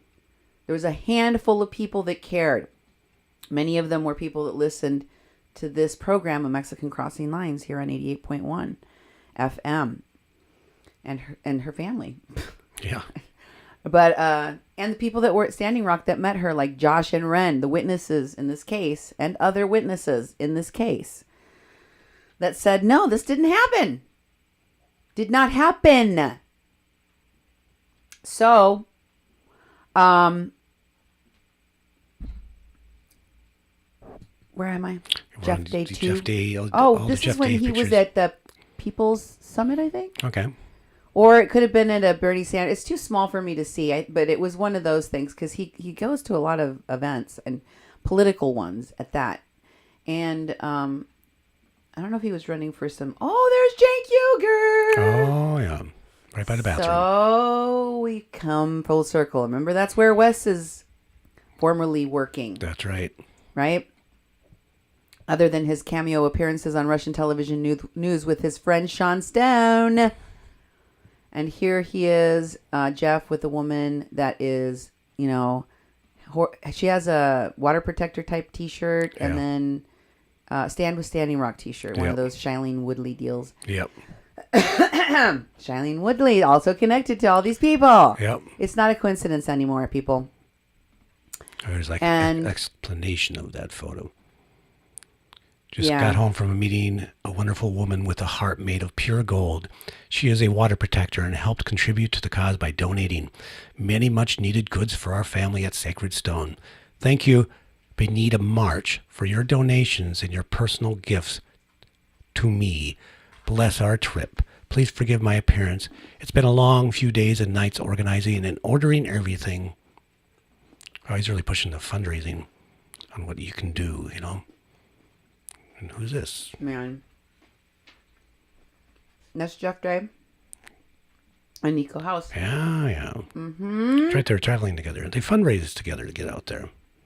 Mm-hmm. The People's Summit and Standing Rock. Mm-hmm. Oh. Here's another post. Why they know Jill Stein? Jill Stein. Baraka? They got a picture. Yeah. I'm proud. This is my personal my presidential team. Wow. Jill Stein, huh? Yeah. So we got a Bernie bro, supposedly. And said, wonder if they've all turned Trump now. I think so. My guess is yes. They've all gone Trump. I think they always were Trump. Here's one of his posts where he's talking again about being a water protector. Yep. They're collecting donations, donations. And picking up people on the way. Mm-hmm. Gimme all of your generators. Yeah, really. And your money. And here's a flag row. What else do they got? This image tells you everything you need to know about humanity's future and its connection to oil. If we can't let go, we'll kill ourselves. Oil. So he's talking about energy policy, and of course there's the flags that have the gas, and it's a gas pump, but it slowly, the gas hose that goes into the side of the gas pump slowly begins to turn into a hand holding a gun. Oh, okay. Right? I remember that. It's a piece of art. Mm-hmm. There was a lot of performance art and performance artists and actors, and now I know what they were connected to. Yep. Here's another one that finally the roads are clear. It must be after the blizzards. And P.S. Frosty the Snowman stands with Standing Rock. We did not build a snowman. We just admired it. The artist was no longer on site, or I'd have given them credit. Okay. We're trying to show you how these people who were formerly supposedly progressive and all stripes and colors, ones were greens and ones were blue with Bernie, and they all ended up in Standing Rock mysteriously, miraculously, with all these celebrities and Yeah, glitterati. and he's trying to be a mouthpiece here because he's kind of like doing these posts for news. Actually, Oh yeah. this stuff didn't really They all happen were. in this way. But he's talking about, he's talking to his family in Delaware, and they won a great battle, but not the end. The CEO of Energy Transfer Partners plans on moving forward with drilling without easements or permits, and says he'll pay the fines. We must not let up. We must not get distracted or complacent. This is our new world. We fight for our future. We no longer wait for it to be handed to us. So he's like talking like he's this big warrior, and Right. and here's all the information. So he had posts about all sorts of things, very in depth, even after he left Standing Rock. One of them was the waste disposal of the environmental hazard. The Rosal that was all out at the camp. Oh yeah. I just wanted to show you one of the documents he had Yeah. posted on his page Yeah. about that. So reminded me of the stuff that Dee Dee Banerjee was calling me about. Like, there was a bunch of people that were focused on the same things at the same time, and I just found it very interesting that just some random dude that came from Delaware that was running for the school board out there comes out to Standing Rock and in the know, collecting generators and money from people. And then he's taking up the Rosal cause. It's really weird because they're getting stuff from indigenous people. Yeah. Money and donations, and it just bothers me a little bit, Yeah. especially knowing what these people are about. Here he is in Philly. Oh yeah, of course. Who else? That's his dad. That's his dad. And what does it say on his shirt, on his daddy's shirt? It says, "Unity for democracy, power to the people." This is from the Unity March, USA. In unity, we find strength. I think they were all at that event there. And his dad was with him. Yeah. Next is a picture of Rosario Dawson. Oh, okay. What are the odds? Yeah. Frances Fisher and Hollywood. And the same actress. Over and over and over.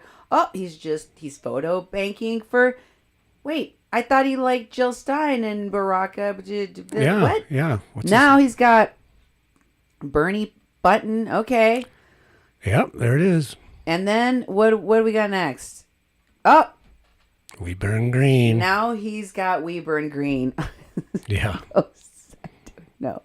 Okay, so here he is with the Bernie poster. Yeah. Schizophrenic all over the place. And then he goes to the People's People's Summit. Everybody went to the People's Summit. What does that say? Those are his kids, by the way. But what does it say? And this is a public post he made. Yeah. So before people started sending me hate mail, he put this out publicly, and he did it on the way to the airport. So while he was running for office, so people could see this. Yep. So he's a public person. On my way to the airport to attend the People's Summit, and wanted to say to everyone who's continuing to fight in Delaware that I promise when I get back, I'll be a better advocate in fighting for my family, my community, and my state. I've spoken with Eva Claes Barnett, and I'm willing to schedule a People's Summit workshop when I get back for anyone who wants to learn from my experience. Love to you, Sean. There's 3 beautiful kiddos and 1 giant dog. Luca, I'll be thinking of you every day. Okay. I don't know who Luca is or who Sean is. Yeah. I don't know if that's the name of the dog or one of the children or 2 of the children, or one of those is the name of his girlfriend, or I don't know, because I think he's divorced.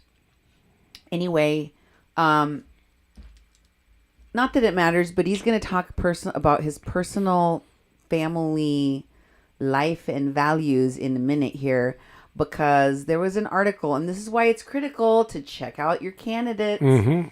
There was this blog post about Jeffrey Day in which he, it's called, What You Don't Know About the School Board Blah. But school boards can hurt us. Thank you. Which, if we don't know about school boards, can hurt us.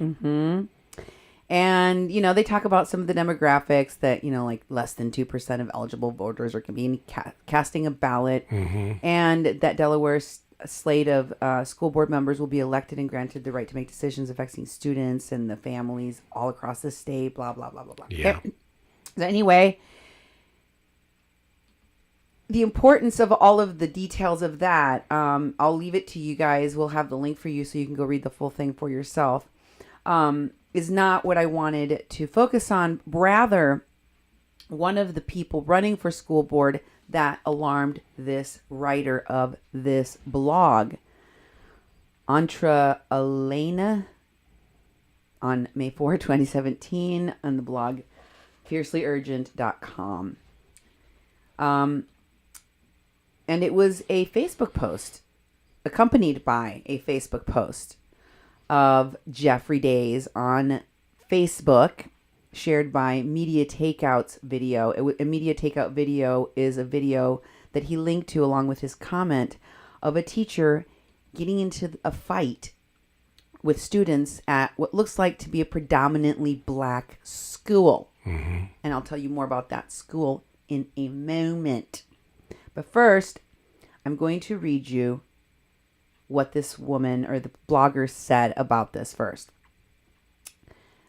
It says, I recently learned of comments on social media from a candidate for Christina School District School Board, Jeffrey Day, that reminds me how little we really know of the philosophies and priorities of the people making or aspiring to make policy.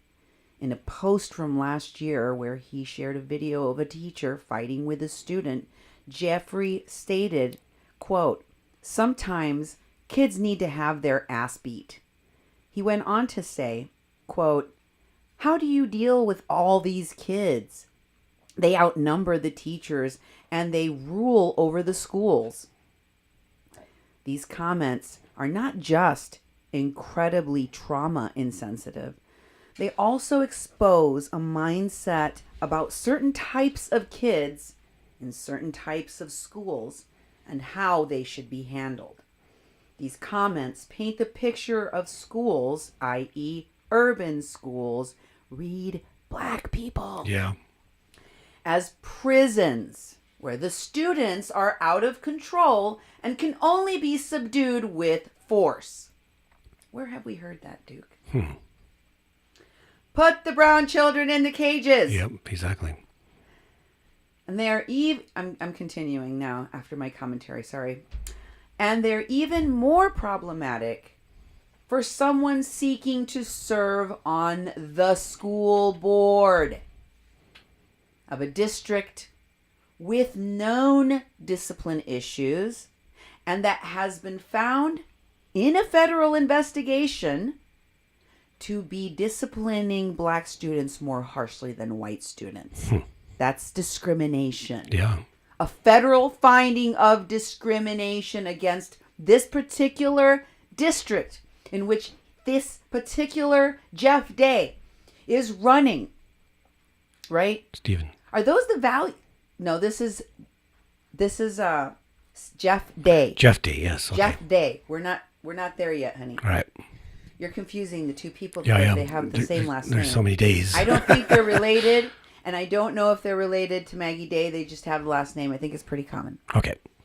He's from Delaware. Yes, this is a Delaware one. So, this guy who was just pictured next to Cenk Uygur. Yep. Do you think this is the progressive values of Nico House? Do you think these are the progressive values of the people that he's otherwise associated with, Josh Fox? Or these other people that he's in pictures with, like Cenk Uygur? Are those the values of TYT? Are those the values of the Bernie campaign people? No, it doesn't Are sound those like the to me. values of Jill Stein's Green Party people? Whose values are those of let the kids be beaten? Yeah. Who says that about a predominantly black student school where a teacher is beating on the students? Yeah. It's white people and conservatives. And in fact, it's a kind of a well-known fact about when you're running for office, many of the conservatives, alt-right people start with school boards because school boards and county commissions are really low voter turnout and very, very lackluster elections. And usually they run multiple candidates and there's 3 or 4 seats available and 6 people run. So 4 of the 6 are going to get in or whatever. So it's kind of known that's where a lot of the people, a lot of the racists make their start in politics. So you go to Standing Rock, you get some street cred, you go to the People's Summit, you do this sort of stuff. Stand next to some Indians. Stand next to some Indians, and boom, you get elected in Delaware to this school board. Stand next to Tulsi Gabbard. That's right. Right? Another person that they're passing off as being some, darling of the progressive movement. Mm-hmm. Then you run for government, Yep, exactly. But do we really know them? No. To be fair, I want to read the whole post. Can you put it up so people can see the school board comment that he made? Can you read it? Yeah. Sometimes kids need to have their ass beat, period. If you raise children without consequences, without respect, I don't care what race, color, or creed, someone one day is going to put them in their place. Better a teacher than some other kid with a gun. Hopefully, he'd learn something. And then there's a clip of that video on that. And then we've got another post here. And it's a media takeout. Teacher gets into a fight with a very mature middle school student. Parents are now trying to get the teacher fired. But was he wrong? This occurred in James McHenry Middle School in Baltimore. Jeff Day says, I used to disagree also, but how do you deal with all these kids? They outnumber the teachers and they rule over the schools. How do you propose dealing with them honestly? Jennifer Baker says, the reason these kids act like this is most likely due to the fact they were hit as a kid. Teaching respect by hitting a child makes no sense. Physical punishment leads to aggression. You know this, Jeff. And then Jeff Day says, I have spanked my kids. They don't act like this. Most people who interact with my children say they're the most well-behaved. Kids need to understand accountability and respect. They are being taught neither. Ooh. Wow, sounds like not a very viable candidate to me. Going there and beat up the kids. I think we need to know more about these people because I think we've been getting duped. I think so. They've been trying to, do the bait and switch on us. Mm-hmm. How much did we know about this? I don't think we knew enough. Okay, moving on. Let's go to the next one. Well, now we're into Stephen Now Day. I want to show you one of the people that I saw that commented on his Standing Rock photos with the same last name. Mm-hmm. So I went and looked at his page to see how he was connected to Standing Rock. And I noticed that he posted a letter to all veterans standing for Standing Rock. This man, Stephen L. Day, who I'm about to show you, is a veteran. So he is responding to this call to come as a veteran, support Indigenous rights and come stand with us, Mm-hmm. So can you scroll down further on that? And it talks about the Native Americans and, the Vietnamese people. And anyway, it talks about oppressed people. It really kind of puts this weight on the U.S. military to kind of make up for some of the bad things they did. Yeah. Which was, I think this was something that was propagated as an idea. I don't know how sincerely it was intended. And then, of course, we saw the forgiveness ceremony that Wes did out at the pavilion during the blizzard, which enraged so many people. Mm-hmm. I think supposedly including his dad. But, of course, in the show that I showed you, Let's Talk Turkey, it was called, in which I showed you that there was a little soiree, a barbecue, backyard barbecue at Wes Jr.'s house, at Wesley Clark Jr.'s house, with Sadef Buyakataman and Sadef Buyakataman's dad. the guys that owned the Razorback, The submarine. the submarine that's in Little Rock, Arkansas. You know what else is in Little Rock, Arkansas? The Clinton Library. Wes told me that. You know what else is in Little Rock, Arkansas? The Waldens.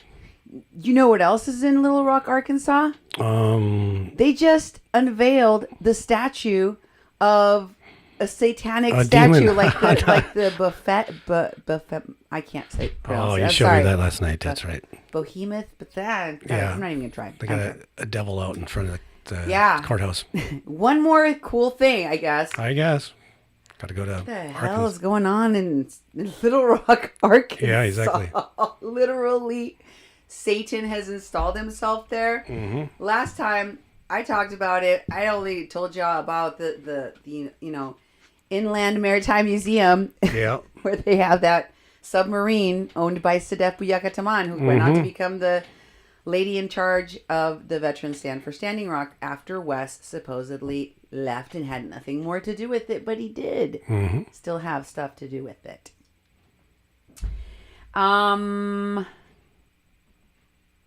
And my guess is that she continued to be his proxy, just like Seven was his proxy, like Maggie was his proxy, and all these other people that were acting on what he told them that they were going to be doing out there, right? Yep. For the whole pipeline charade thing they did with all their actors.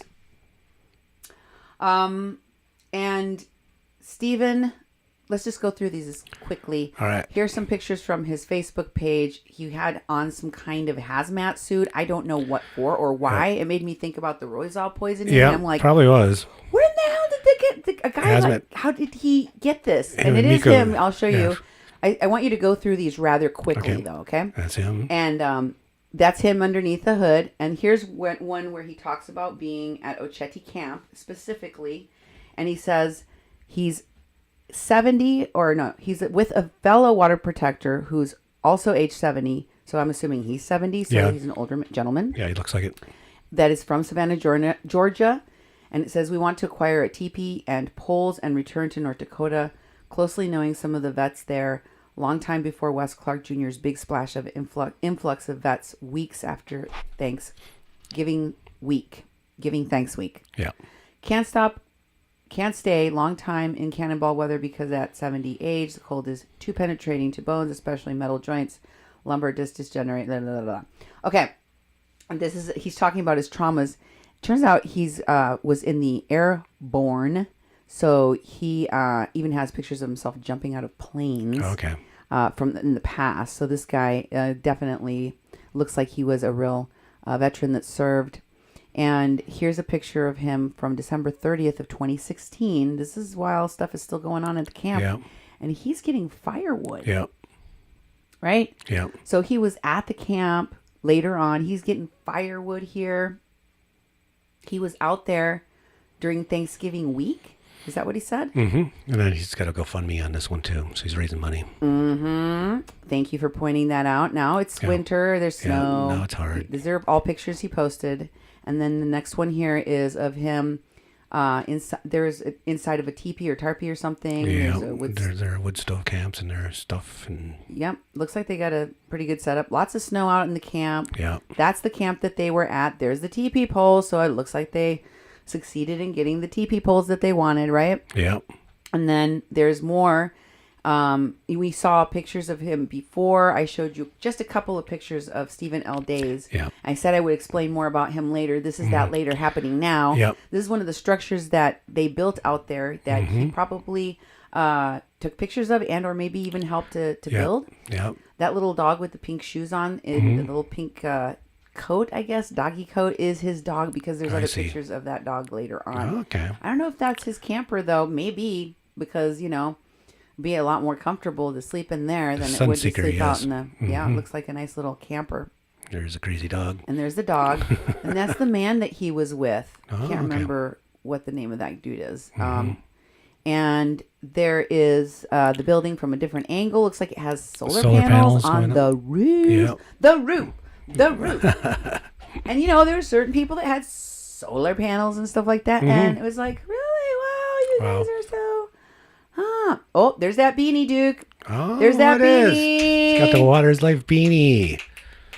Select few. They're like the special forces. I know, right? All the like veterans stand for Standing Rock people had them. Yep. So there's another one, and here is the TP completed next to it. A flag. Oh, okay. And aerial a view. Christmas tree. How do you get an aerial I don't view? know. And I don't know if he shared them from someone else or if he That's his camp, took though. them himself with his drone. I don't know. Yeah. I don't know. I'm just sharing pictures from. He did go to camp. These Yep. are his pictures. Mm-hmm. And here he is. Looks like he's getting ready to go. Right? Yeah. Or I don't know. Maybe this is afterwards. It looks like he's vacuuming out the back of his vehicle, or a camper. That looks like a camper. Is that a bed in there? Yep. It looks like with the seats down, like an SUV or something like that. And there's that beanie. Yep. Water is life. The beanies that the veterans stand for Standing Rock people. I don't know what God. this is. This doesn't even That's look his like it. cabin. Oh. That's his house. That's where he's from. That's where I he's think. from. Okay. Or that's where he lives. Oh, and and then that's in pictures he DC. has. In DC, where Red Wolf Pope and Everybody else was at. Cates, Mulaney. Gwendolyn Cates, and Wes Clark, and Mulaney Stoneman, Vanessa Boland, Christina Hollenbeck, and on and on and on and on and on. They're all there. All those people went there. Now we're back at camp. Giant firewood truck. There's a giant truck of firewood. Yeah. And then keep going. Now, this is a fundraiser at PayPal for the support of the kitchen, the Veterans Kitchen. And this is an article on, I can't read that very well. Can you make that bigger? Can you read the name of the publication? Okay. Whoops. Nope. It's below. Yep. It screwed up and making it bigger. It went too big. Okay. There. What does that say? The Daily Haze. Oh. Chef Do Ronnie you know brings her who the emergency- Daily Haze is? It's none other Miko than Ed Hayes. Higgins' pal, Yeah. Miko Hayes. I wonder if he got out of jail. He probably got out of jail pretty quick after Yeah, I'm sure. his drunk incident with the police there. Mm-hmm. But that's who wrote the article for the Veterans Kitchen that Stephen Alday, was trying to raise money for there.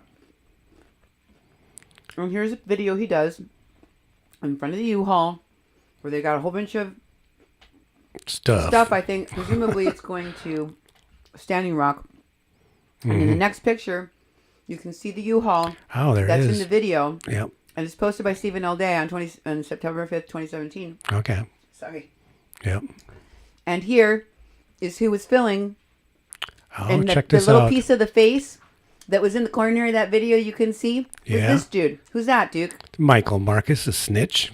The snitch that fingered Brennan. Nastasio, Yep. a.k.a. Bravo 1. The guy that disarmed Kyle Thompson.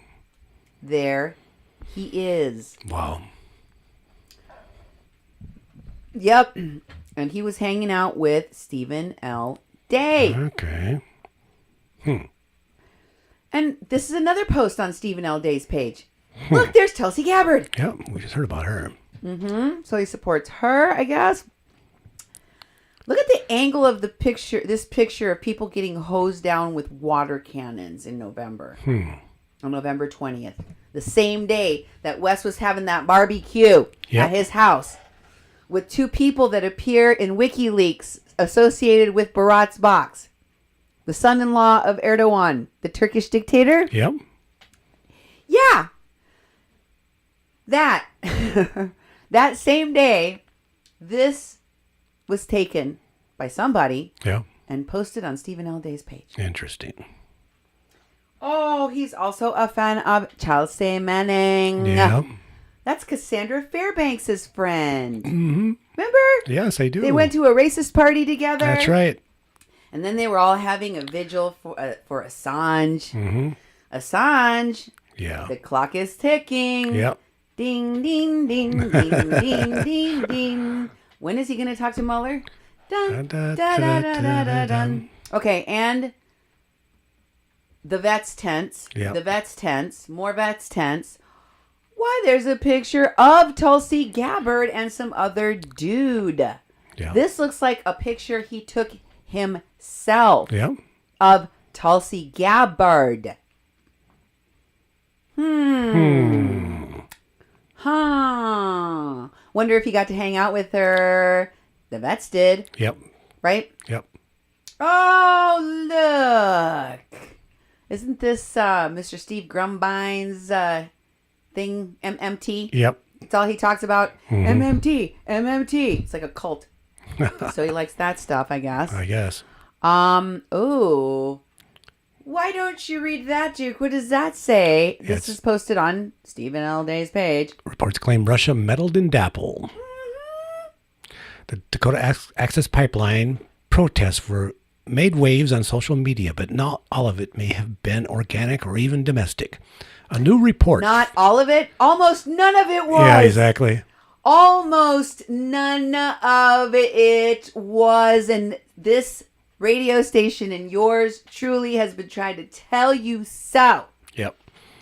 for ages. They say a new report from the U.S. House Committee on Science, Space, and Technology says Russia may have been involved.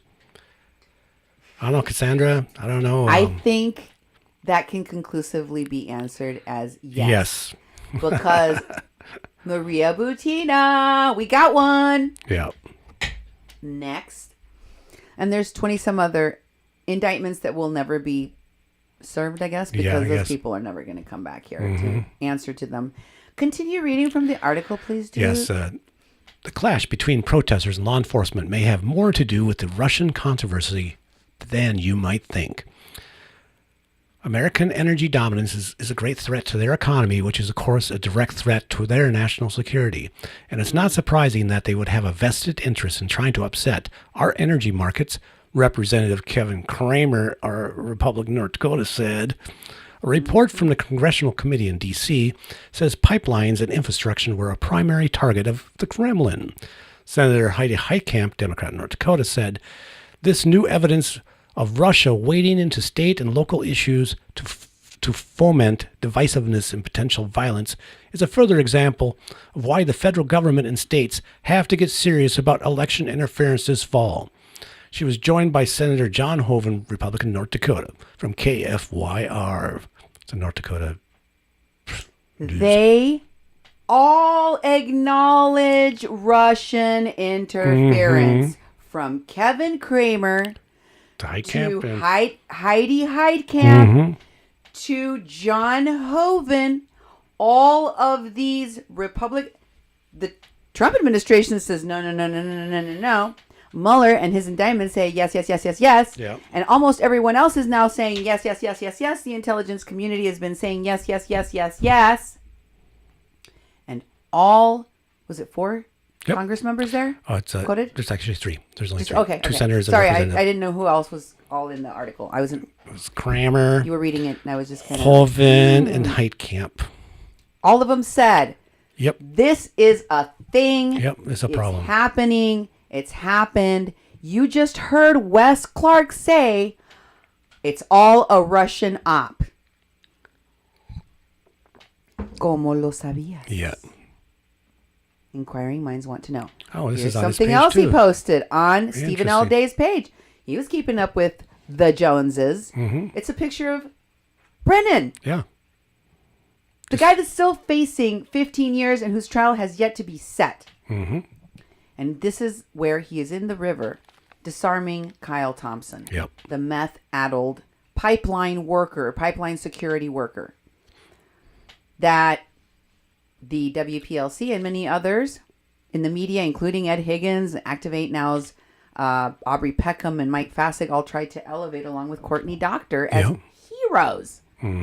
While they attacked simultaneously, while they and many of their friends in the media and from Standing Rock's water protectors and their so-called keyboard warriors attacked our reporting, Kathleen Bennett's supporters, witnesses in this case, and also in the Brennan Nastasio case. Yep. Incredible, Yeah, it is. but true. This is his dog tags. It says he is Stephen Day. Larry Stephen Day. Okay. And the next one is a picture of the Green Party. Ah. Boom. But wait. Is Tulsi Gabbard? That's Jill Stein. Yeah, what's going on? What in the hell? Okay. So next I want you to show that Stephen L. Day did a post on a Change.org petition that was directed at Wesley Clark Jr. and Michael Wood Jr. and asked them to return the funds, the Standing Rock money, give it back. And it shows Leonard Crowdog, and next to him is Wesley Clark. Would you read this? It talks about this is a petition. It's of course at this point closed, but this is what it said. Could you please read it? I'll try. According to the page, it says, Les Clark Jr. and Michael Wood set up a GoFundMe account under the guise of helping veterans travel to Standing Rock, North Dakota. According to the page, the funds we raise on this page will go towards providing transportation and supplies for the brave patriots that come and stand with us. And the more than 1,150,000 that has been raised has been donated. Zero of the money has been distributed, and despite having masterminded the money raiser under his own name, Clark now claims he does not have access to the money, even though the account is still openly accepting donations, ? We believe that if you are going to solicit donations for a cause and people give you money for a certain reason, you better distribute for that very reason in the manner you said you would. For these and other reasons, we call on Wes Clark Jr. and Michael Wood to immediately refund every dollar that was obtained through fraud. Until they do, the damage caused to future legitimate actions remains incalculable. And one of the people that signed that petition and demanded that Wes return the money and told his story of going out to Standing Rock was Stephen L. Day. Yes. And he was pretty upset. This is what he had to say on a post. And let me just say that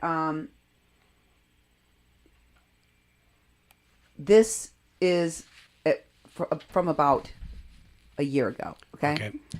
He says, after viewing a video instructing Standing Rock vets to, quote, generate an expense report, I sent emails to veteransstandreimbursement.com. The email address was, quote, not found, close quote. So the first thing he's saying is the instructions that you gave for people to even get reimbursed didn't work. Yeah. And remember, we know they didn't help Kathleen. Mm-hmm. That they didn't help Mary Trujillo. That they did not help Brennan. Yeah.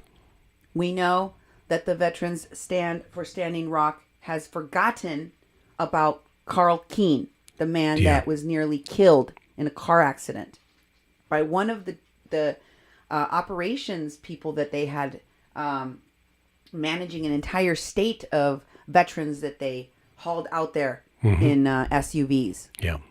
One of which hit by trying to go around traffic in a no passing section of a road that was leading to the camp, driving head on into Carl Keene's vehicle and severely injuring several people, including nearly killing him and almost severing his spine. Yeah. They didn't help him. No. They left with him with all his medical bills. I told Wes about Carl Keene. So he's known about all of the chaos, all of the body parts left in the wake, all of the suffering, all of it. It doesn't seem to have negatively affected any of these people who knew about it, who were told about it. I know for a fact Francis Fisher knows about Mary Trujillo and Kathleen Bennett. Yeah. And she did nothing but continue to support the people that were involved. Did nothing but continue to support the people that were involved in doing these things, because she was always with the people involved in doing these things. Doing Kathleen Bennett that way was part of their plan. They did intend to exploit and abuse and hurt people. They did intend for those things to happen. They knew there would be casualties, and they didn't give a damn. Yeah. Here's what he said. Further, he said, I went on my own to Standing Rock before Wes Clark Jr.'s December call. So I'm amiss feeling fully plugged to the stand, and I departed Eagle Nest just hours before the Vets Respond vets arrived in February. This is my March 3rd, 2017 email message and additional information that I posted on the Respond sign up. So please advise. And this was the email that he originally sent, which I'm assuming they also ignored, like they ignored everything else, right? He says, hello. I can't see it anymore, so I can't read it. Are we losing packets again? No. He says, hello. I would like to generate an official expense report for my February 1st, 2017 return home from Standing Rock and apply for reimbursements of $488.13, fuel and lodging. Can you keep reading, honey? Yeah, we're not broadcasting. Well, you want to wait for a second? Yeah, it's on 0 kilobytes. Hold on a second. I don't know why. We have plenty of ping. We have plenty of internet, and it's just being weird and bizarro. Still on over there. Why are you being difficult? Yeah. At 0 kilobytes transmitting. Wow. Let me see. On my end, it says broadcast interrupted. It's still interrupted on this end.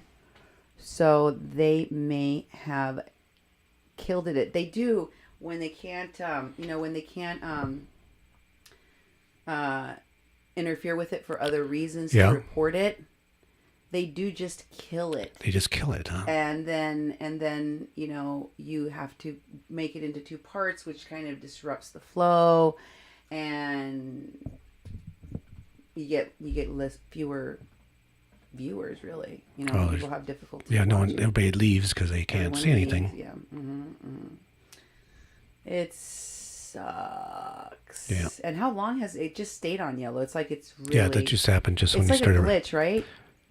Well, it quit broadcasting. Yeah, it stopped broadcasting. So you should just stop recording, and we're going to have to do a second part.